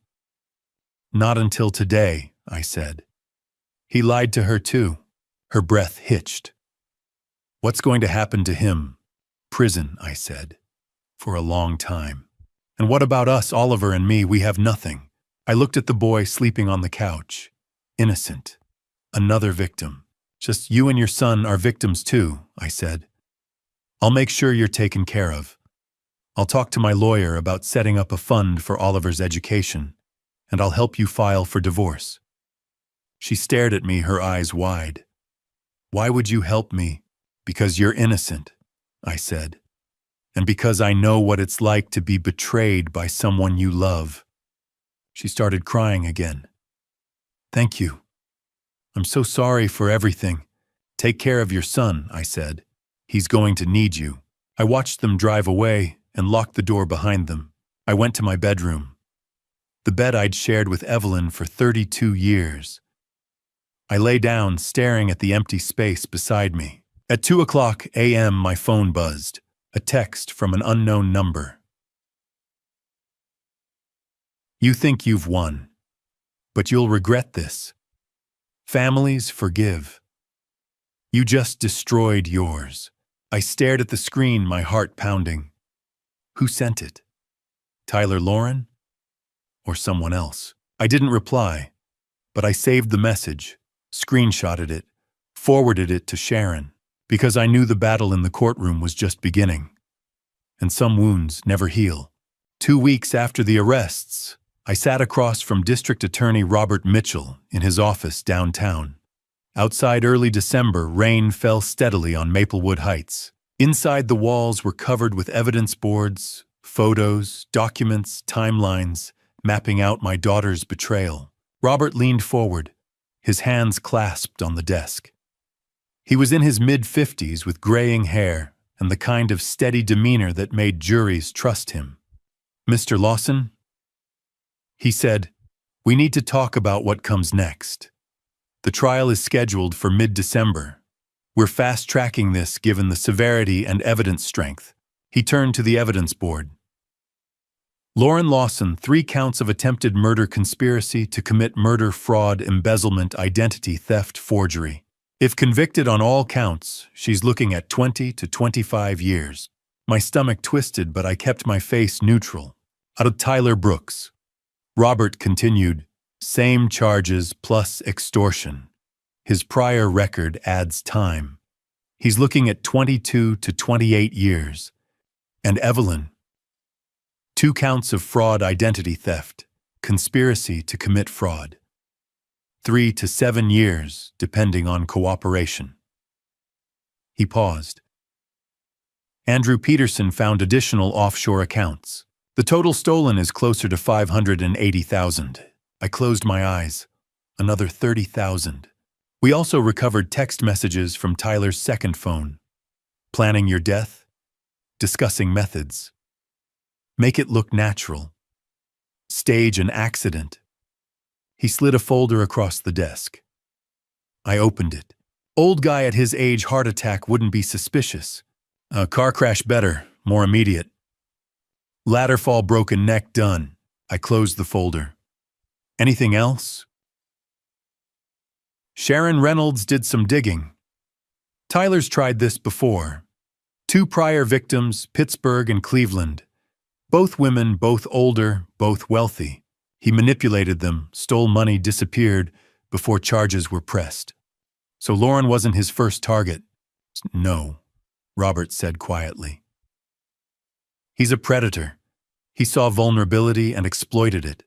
What about their defense strategies? Lauren's public defender is going with coercion and manipulation. She'll claim Tyler controlled her, that she was afraid. But it's weak.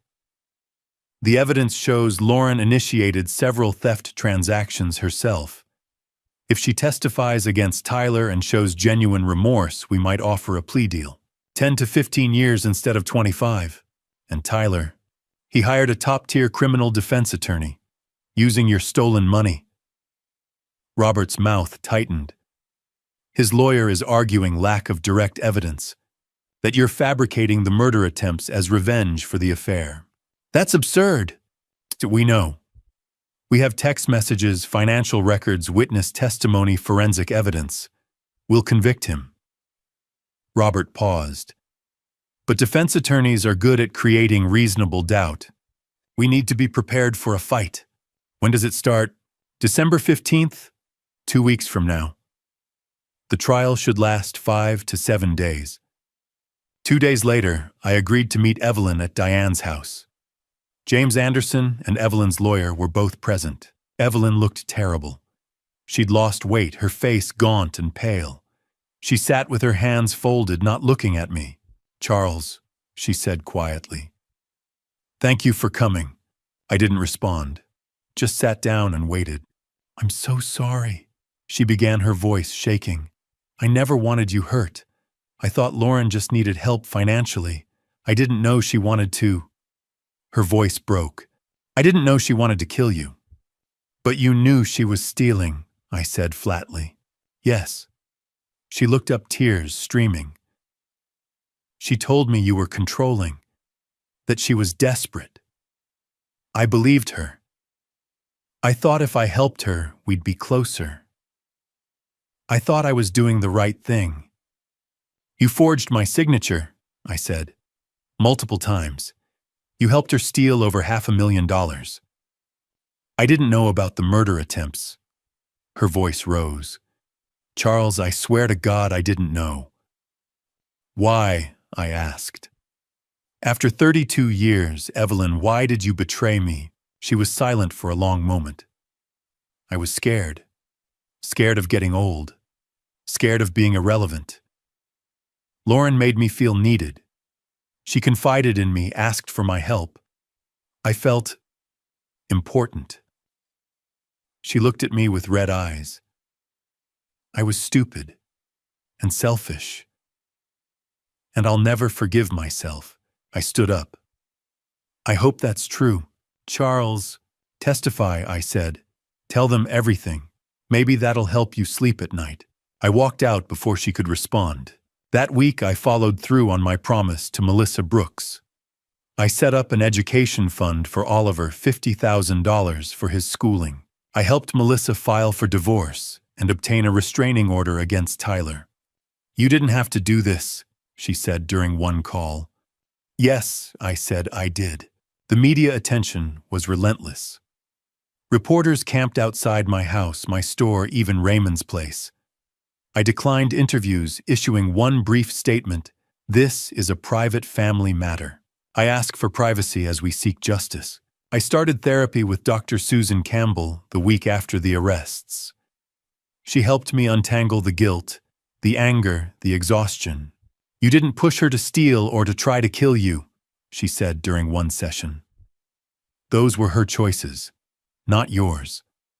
I wanted to believe her. Raymond's health took a hit. The stress triggered a mild heart episode, and he spent 3 days in the hospital in late November. I stayed with him for a week after cooking meals, helping around the house. Şkaldesu.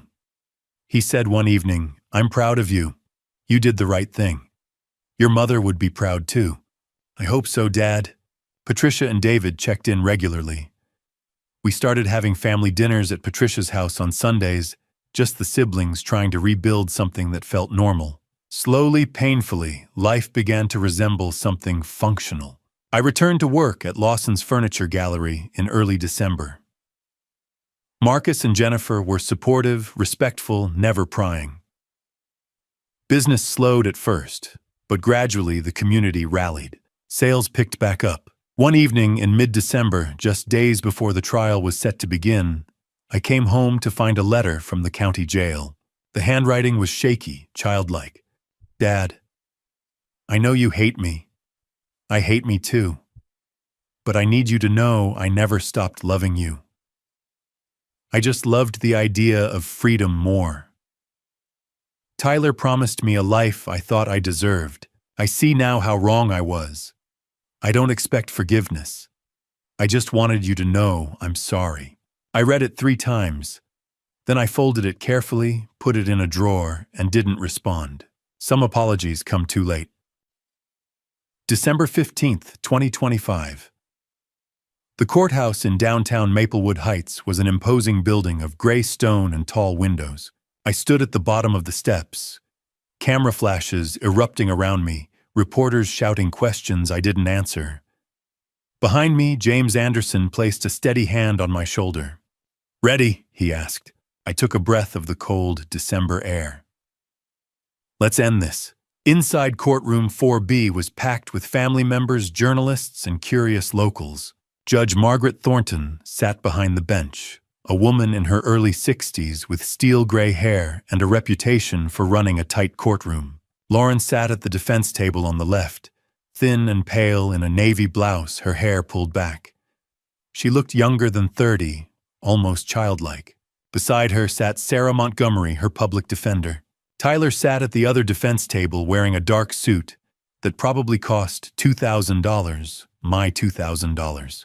His lawyer, Dennis Harper, was a high-priced criminal defense attorney. Tyler looked calm, almost bored. I sat in the front row behind the prosecution, flanked by James and Sharon.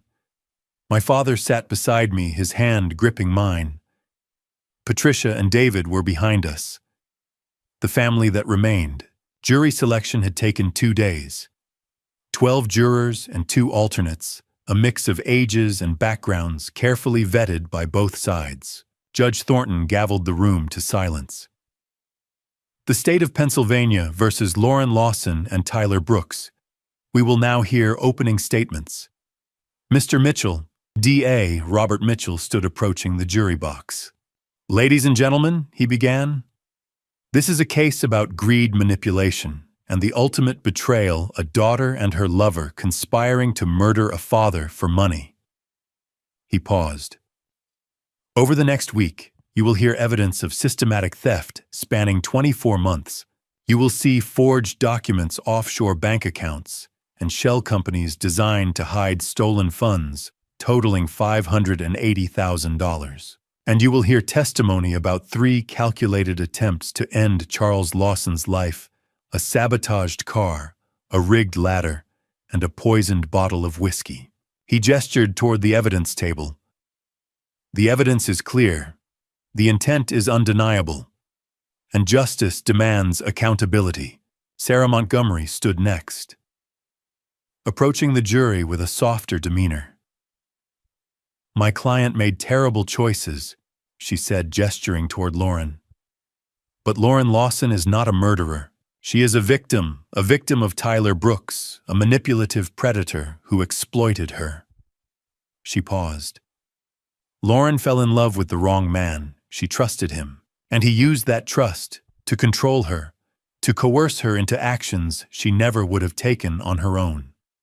Yes, she participated in theft, but she is not a killer. She is a broken young woman who deserves compassion, not condemnation. Dennis Harper stood adjusting his cufflinks. Ladies and gentlemen, the prosecution wants you to believe my client is a monster. But where is the direct evidence? Text messages can be misinterpreted. Financial transactions can be explained. My client loved Lauren Lawson. That is not a crime. And Charles Lawson, he gestured toward me, is a man scorned, angry that his daughter chose independence over obedience. Reasonable doubt exists, and that doubt demands acquittal. The first 3 days covered financial evidence. Andrew Peterson took the stand and walked the jury through 24 months of transactions, every transfer, every shell company, every offshore account. This wasn't an accident, he said. This was a deliberate, sophisticated scheme to steal money and hide it. Bank representatives testified, confirming the forged signatures on loan documents. One banker identified Lauren's handwriting on a deposit slip. Day 4. I took the stand. Robert Mitchell led me through the timeline, how I discovered the first transfer, how I hired the team, how I uncovered the full scope of the theft. Then Dennis Harper cross-examined me. Mr. Lawson, isn't it true you had a controlling relationship with your daughter? No, I said. I loved her and trusted her completely. That trust was betrayed. You were angry when you found out about Tyler, weren't you? I was hurt, I said. But my anger didn't forge documents or steal $500,000. Days 5 and 6 focused on the attempted murders. Mike, my mechanic, testified, showing photos of the loosened steering components. I've been a mechanic for 30 years, Mike said flatly. This was deliberate. Marcus took the stand and described the ladder incident, showing photos of the tool marks on the bolts. She was the only non-employee near the ladder that day, Marcus said, and the bolt pattern matches the wrench she bought at Riverside Hardware. We have the receipt. A lab technician testified about the sedatives found in the whiskey bottle, explaining why the dosage would have been lethal. Then I testified again about November 18th, the morning I drank the replaced bottle, pretending to collapse, watching Lauren and Tyler as they stood over me and did nothing. She didn't call 911, I said, my voice breaking slightly. She stood there watching me, waiting for me to die. The courtroom was silent. On day 8, Lauren took the stand. Sarah Montgomery led her through the testimony gently. Lauren cried, her voice shaking as she described falling in love with Tyler, trusting him. He said my dad was keeping money from me, she said, wiping her eyes. That I deserved more. He said if Dad wasn't around, we could be together. I was so stupid. I loved him. She claimed Tyler had done the car and ladder sabotage on his own, that she'd only helped with the financial theft. Then Robert Mitchell stood for cross-examination. Did you buy the wrench used to sabotage the ladder? Lauren hesitated. Tyler asked me to. I didn't know why. Did you put sedatives in your father's whiskey bottle? Another pause.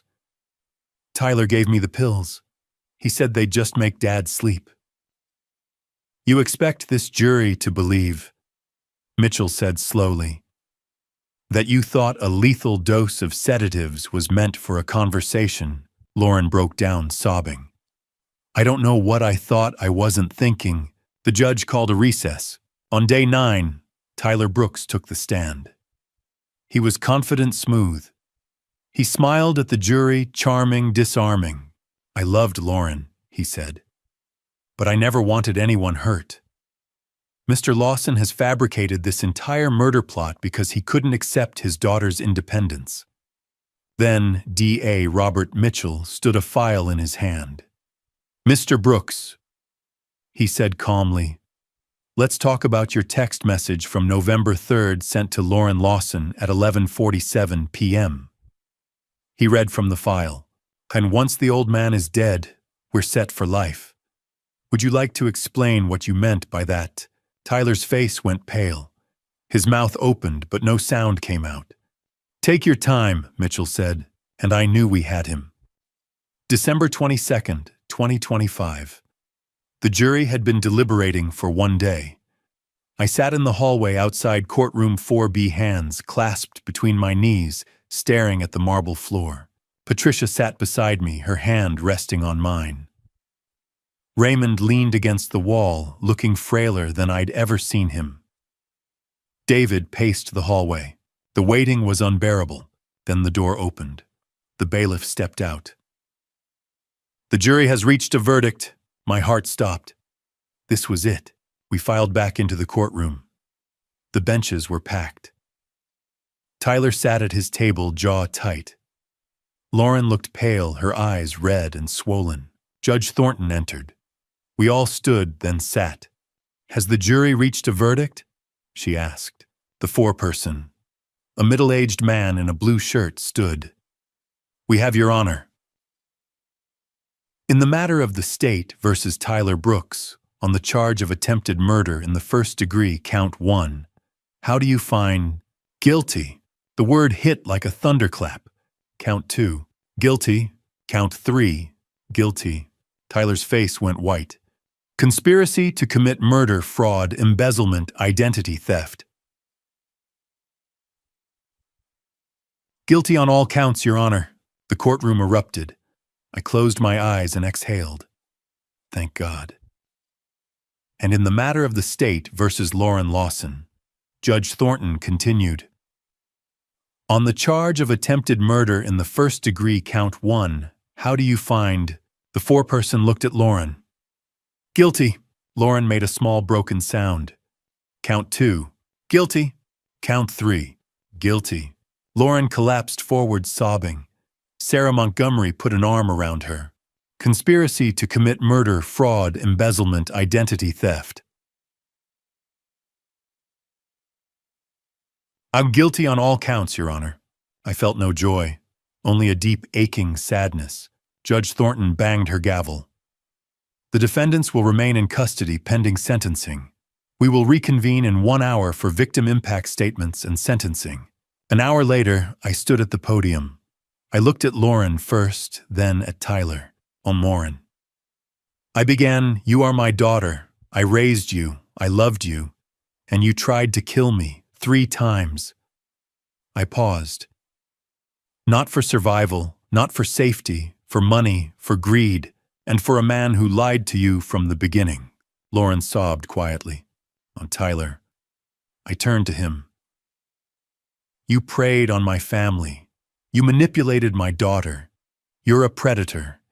And you deserve everything that's coming to you. I took a breath. I forgive you both. Not for your sake, but for mine. Because holding on to hate would let you win. But forgiveness doesn't mean freedom from consequences. You both deserve every year of the sentences you're about to receive. Lauren looked up, tears streaming. Dad, I'm so sorry. I know, I said quietly. But sorry doesn't undo what you did. I sat down. The courtroom was silent. Judge Thornton looked at Tyler. Mr. Brooks, you are a con artist, a manipulator, and a would-be murderer. Your prior criminal history shows a clear pattern of exploiting vulnerable individuals for financial gain. I sentence you to 24 years in state prison. You will be eligible for parole after 20 years. Tyler shot to his feet. This is insane. I didn't... Get down, Mr. Brooks, Judge Thornton said coldly. The bailiffs dragged him out, his voice echoing down the hallway. Judge Thornton turned to Lauren. Ms. Lawson, this court recognizes that you were manipulated by Mr. Brooks. However, you are an adult who made conscious, repeated choices to steal from and harm your father. I sentence you to 18 years in state prison. You will be eligible for parole after 15 years. Lauren's sobs turned into wails. Dad, please! I love you! I sat, frozen tears streaming down my face, unable to speak. The bailiffs led her away. Lauren looked back at me one last time, her face pale, her eyes desperate. I looked away. Outside the courthouse, reporters swarmed. I gave one brief statement. Justice was served today, I said. My hope is that others can learn from this tragedy. Trust but verify. Protect your assets. And if you see signs of manipulation in a loved one, intervene before it's too late. James led me away before they could ask more questions. That evening, we gathered at Patricia's house.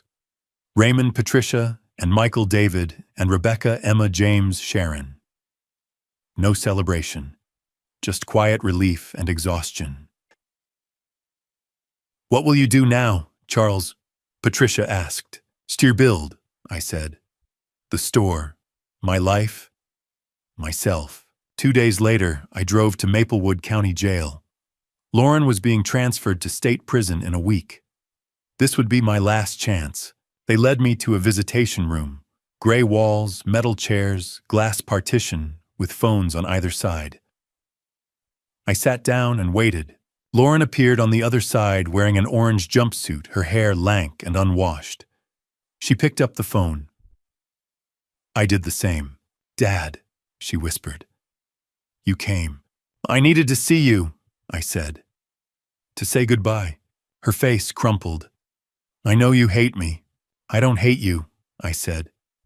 I hate what you did. There's a difference.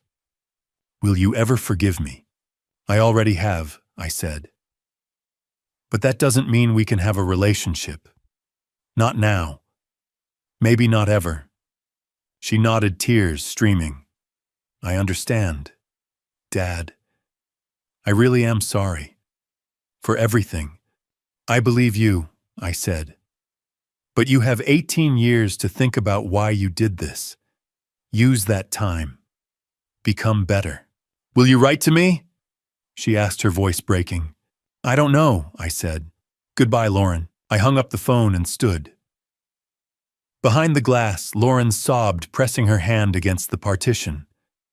I turned and walked away. As I drove home that night, I passed Lawson's Furniture Gallery, Riverside Park, where I'd taught Lauren to ride a bike, the house where Evelyn and I had raised our family. And I realized my old life was gone. Everything I thought I knew about family, about love, about trust had been shattered. But in the ruins, something new was beginning to grow. The question was, what would I build from the ashes? The answer would come in time. Late December 2025. 1 month had passed since the sentencing. I stood in my furniture store looking out at the cold December rain falling on Main Street, shoppers hurrying past with umbrellas. The store was busy again, customers browsing for last-minute Christmas gifts. Marcus helping a young couple, Jennifer, gift-wrapping purchases at the register. And I felt different. Not healed, not yet. But steadier. Like I'd found my footing after months of freefall. Healing, I'd learned from Dr. Campbell, doesn't have a finish line. It's a journey you take one day at a time. I was still living in the house on Maple Street, but I'd started looking at smaller apartments downtown. Too many memories here. I wasn't ready to move yet, but I knew the day was coming.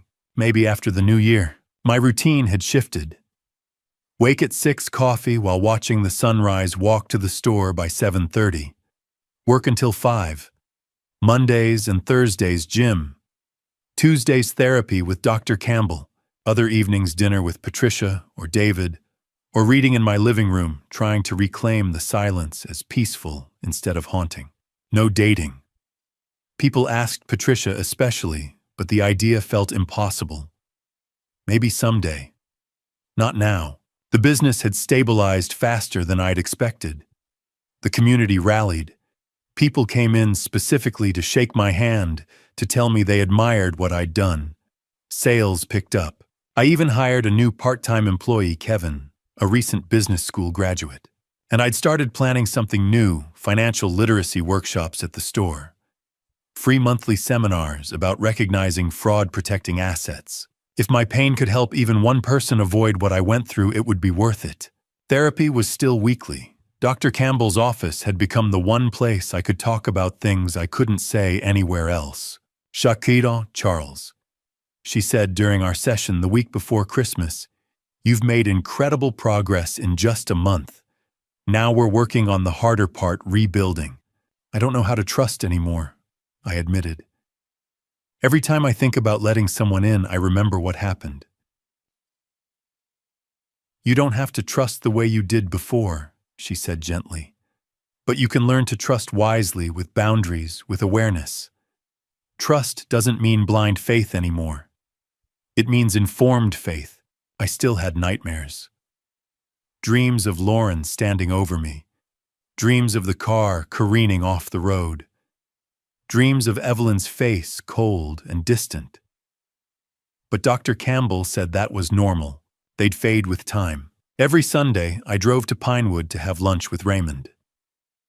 The drive had become a ritual, 45 minutes through the countryside, time to think and breathe. Raymond had aged visibly since the trial. The stress had triggered a mild heart episode in early December, but he was home now, recovering slowly. "Charles," he said one Sunday as we sat by the fireplace, "I'm proud of you. Your mother would be proud too." "Thanks, Dad. Some days are still really hard." "They always will be," he said. "But you're strong, like Mildred was." Family dinners had started up again, small gatherings at Patricia's house on Sunday evenings. We laughed, told stories, carefully avoided talking about the trial. Emma had announced plans to start a blog about financial fraud awareness, inspired by what happened. David and I had grown closer than we'd been in years. "You're my hero, brother," he told me one night over beers. I shook my head. "I'm no hero. I'm just a guy who survived." "That's exactly what makes you a hero." Evelyn was living with her sister Diane, working part-time at a flower shop as part of her probation. She'd sent me 2 letters in the past month, apologizing, asking if we could talk. I hadn't responded. James Anderson told me I didn't owe her anything. I wasn't ready. Maybe I never would be. I'd kept my promise to Melissa Brooks. I'd set up an education fund for Oliver, $50,000 for his future schooling. I'd helped Melissa file for divorce and get a restraining order against Tyler. "You didn't have to do this," she'd said. "Yes," I said, "I did. Oliver's innocent in all this. He deserves a chance." Lauren was at the county jail waiting for transfer to Cedar Hills Correctional Facility upstate. She'd sent me 3 letters in the past month. I'd read the first 2, but couldn't bring myself to read the third. It sat unopened on my kitchen counter. Dr. Campbell said I'd know when I was ready. Tyler was at a different facility awaiting his own transfer. His lawyer had filed an appeal, but James said it wouldn't go anywhere. He'd serve every year of his sentence. Good. I'd started accepting invitations to speak small events so far. A talk at the Rotary Club. A presentation at the Senior Center about recognizing manipulation. People listened. A few shared their own stories of family betrayal, financial abuse. It felt like something not quite purpose yet, but the beginning of it.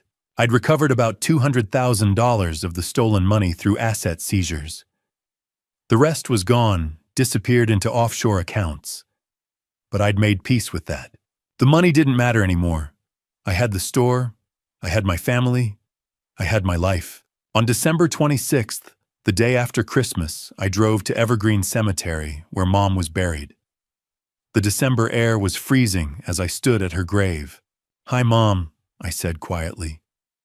"It's been 5 weeks since the sentencing. I'm doing okay, not great, but okay." I placed a small wreath of white roses on the headstone, her favorite. "I think you'd be proud of me. I survived. I'm still here." As I turned to leave, my phone buzzed. A text from Dr. Campbell. "Charles, though I have news. Lauren's caseworker reached out. Lauren wants to do a restorative justice session with you before her transfer-mediated therapeutic focused on healing and accountability. It's scheduled for next week if you're interested. Are you ready?" I stared at the message, the cold wind biting at my face. A chance to face Lauren again.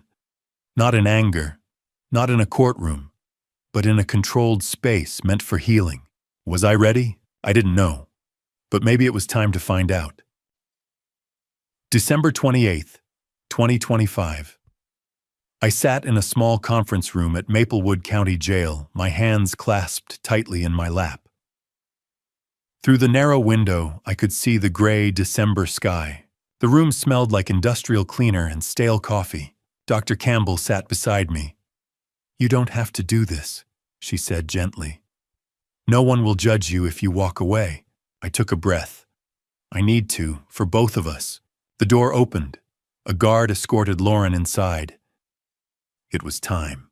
Ms. Rebecca Harris, a licensed mediator who specialized in restorative justice, entered behind Lauren. She was in her 50s with kind eyes and a calm demeanor. "Thank you for coming, Mr. Lawson," she said. "Ground rules, no interruptions, speak from personal experience, listen actively. The goal isn't reconciliation, it's understanding and accountability." I knotted my throat tight. Lauren sat down across from me. She was thinner than I remembered, her hair pulled back, her face pale without makeup. She wore the Orange County Jail uniform. 6 weeks incarcerated. 17 years and 10 months still ahead.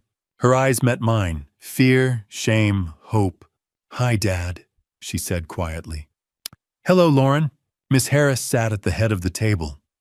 "Charles, would you like to start? Tell Lauren how her actions affected you." I looked at my daughter. "This stranger who used to be my little girl. You tried to kill me." I said, my voice steady. 3 times. Every day since I've wondered why. "What did I do that made you want me dead?" Lauren's face crumpled. "I didn't hate you, Dad. I never hated you." "Then why?" My voice broke. "Why did you do it?" She wiped her eyes. "I was greedy. I was stupid. I wanted things I thought I deserved. Tyler made it seem easy, like you wouldn't miss the money, like it wasn't really hurting anyone." She paused. "But that's a lie I told myself. I knew it was wrong. I just didn't care enough to stop. When you tampered with my car," I said, "when you loosened those bolts on the ladder, when you put sedatives in my whiskey, you knew you were trying to kill me. You knew. I knew." Her voice was barely audible, and I hate myself for it every single day. Ms. Harris leaned forward. "Lauren, can you help Charles understand your mindset at the time?" Lauren took a shaky breath. "I felt like I was never enough. You and Mom had this perfect life, and I was just there. Invisible. Tyler made me feel special. He said we could have everything if we just took it." She looked at me, tears streaming. "I convinced myself you owed me, that I deserved it, for all the years of feeling second place." I stared at her, stunned. "Second place, Lauren, I loved you more than anything. The store was how I provided for you." I know that now," she said. "But back then I twisted everything in my mind. I made you the villain so I could justify what I was doing." I felt something crack open inside me. "Do you understand what you took from me? Not just money. You took my ability to trust. You took my marriage.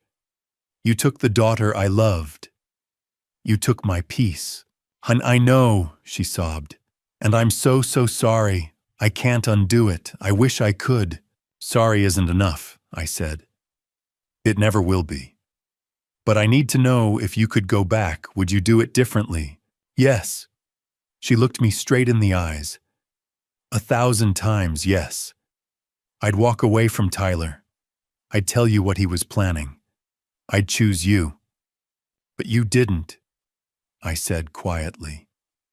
And now we're both living with the consequences. Silence filled the room. "Dad," Lauren said finally, "have you forgiven me?" I closed my eyes, took a breath, opened them. "Well, I'm working on it," I said. "I forgive the version of you that was manipulated by Tyler. I'm still angry at the version that made the choice to participate. Does that make sense?" She nodded, tears streaming. "Yes, I'm angry at that version too," Dr. Campbell spoke up. "Forgiveness isn't binary, Lauren. It's a process. Charles is allowed to hold both compassion and anger." Do you think we could ever have a relationship again when I get out?" Lauren asked. I considered carefully. "I don't know. That's 15 years away minimum. We're both different people now." "But you're here," she said. "That means something, right?" It means I care enough to try to understand," I said. "It doesn't mean everything goes back to normal. Trust is earned, Lauren, and you destroyed every bit of trust I had." "I understand," she whispered. Ms. Harris looked at Lauren. "Is there anything you want to commit to moving forward?" "I'm signing up for every program they offer. GED classes start next month. Therapy twice a week. Vocational training. I'm reading books about accountability, about changing patterns." She looked at me. "I'm going to become someone you can be proud of. Even if you're not in my life to see it. Do it for yourself," I said. "Not for me." The session lasted an hour and a half. When it ended, Lauren stood slowly. "Thank you for coming," she said. "I know it was hard. It was. But I needed to see you, to hear you." "Will you come again?" I hesitated. "Maybe. Let's see where we both are in a year." "Okay." She smiled, sad but genuine. "I love you, Dad." Tears finally spilled down my cheeks. "I love you too. But love isn't enough without trust. Earn it back." She nodded. The guard escorted her out. I watched her go, and something in my chest, something that had been clenched tight for weeks, finally loosened. On the drive home, Dr. Campbell asked, "How do you feel?" "Exhausted, sad, but lighter. Like I closed a door I needed to close." "That's healing," she said. "You faced the source of your pain and survived." Again. On New Year's Eve, I stood in my living room, looking out at fireworks blooming in the distant sky. At midnight, I raised a glass of water to the window. "Here's to surviving," I said. "Here's to rebuilding." The next morning, January 1st, 2026, I visited Mom's grave. I placed a small wreath of white roses on her headstone. "Happy New Year, Mom," I said quietly. I made it through. It was the hardest thing I've ever done. But I'm still here. And as I walked back to my car, I realized I didn't know what the future held. Whether Lauren would change, whether I'd ever fully heal, whether I'd find love again or learn to trust. But for the first time in months, I felt ready. Ready to face whatever came next. Ready to rebuild. Ready to hope. As I reflect on everything that happened, I realize family betrayal cuts deeper than any knife. When the people you love most become the ones who hurt you, it shakes the foundation of everything you believe. My story. This painful chapter of Grandpa's stories I've shared with you taught me lessons I never wanted to learn. Don't be like me. Don't ignore the warning signs because you love someone. Don't assume trust is permanent just because someone shares your blood. Protect yourself even from those closest to you. Verify financial transactions. Keep your documents secure. And if something feels wrong, investigate before it's too late. Family betrayal is more common than we want to admit. These grandpa stories aren't just mine. They belong to thousands of people who trusted blindly and paid the price. Family betrayal can happen to anyone at any age. In my darkest moments, I turned to God. I prayed for strength, for wisdom, for the ability to forgive what seemed unforgivable. Faith didn't erase the pain, but it gave me the grace to keep moving forward. My personal belief: forgiveness doesn't mean forgetting. It means refusing to let bitterness destroy what's left of your life. Love your family, but love yourself enough to set boundaries. These grandpa stories we share matter. They're warnings wrapped in heartbreak, meant to protect the next person from walking my path. If this story resonated with you, please leave a comment below sharing your thoughts. Have you experienced family betrayal? How did you heal? Subscribe to this channel for more stories that explore the complex realities of family trust and survival. Share this video with someone who might need to hear it. Thank you for staying with me until the end. I know it wasn't easy. Disclaimer: future stories may contain fictionalized elements created for educational purposes. If this content isn't for you, feel free to explore other videos that better suit your preferences.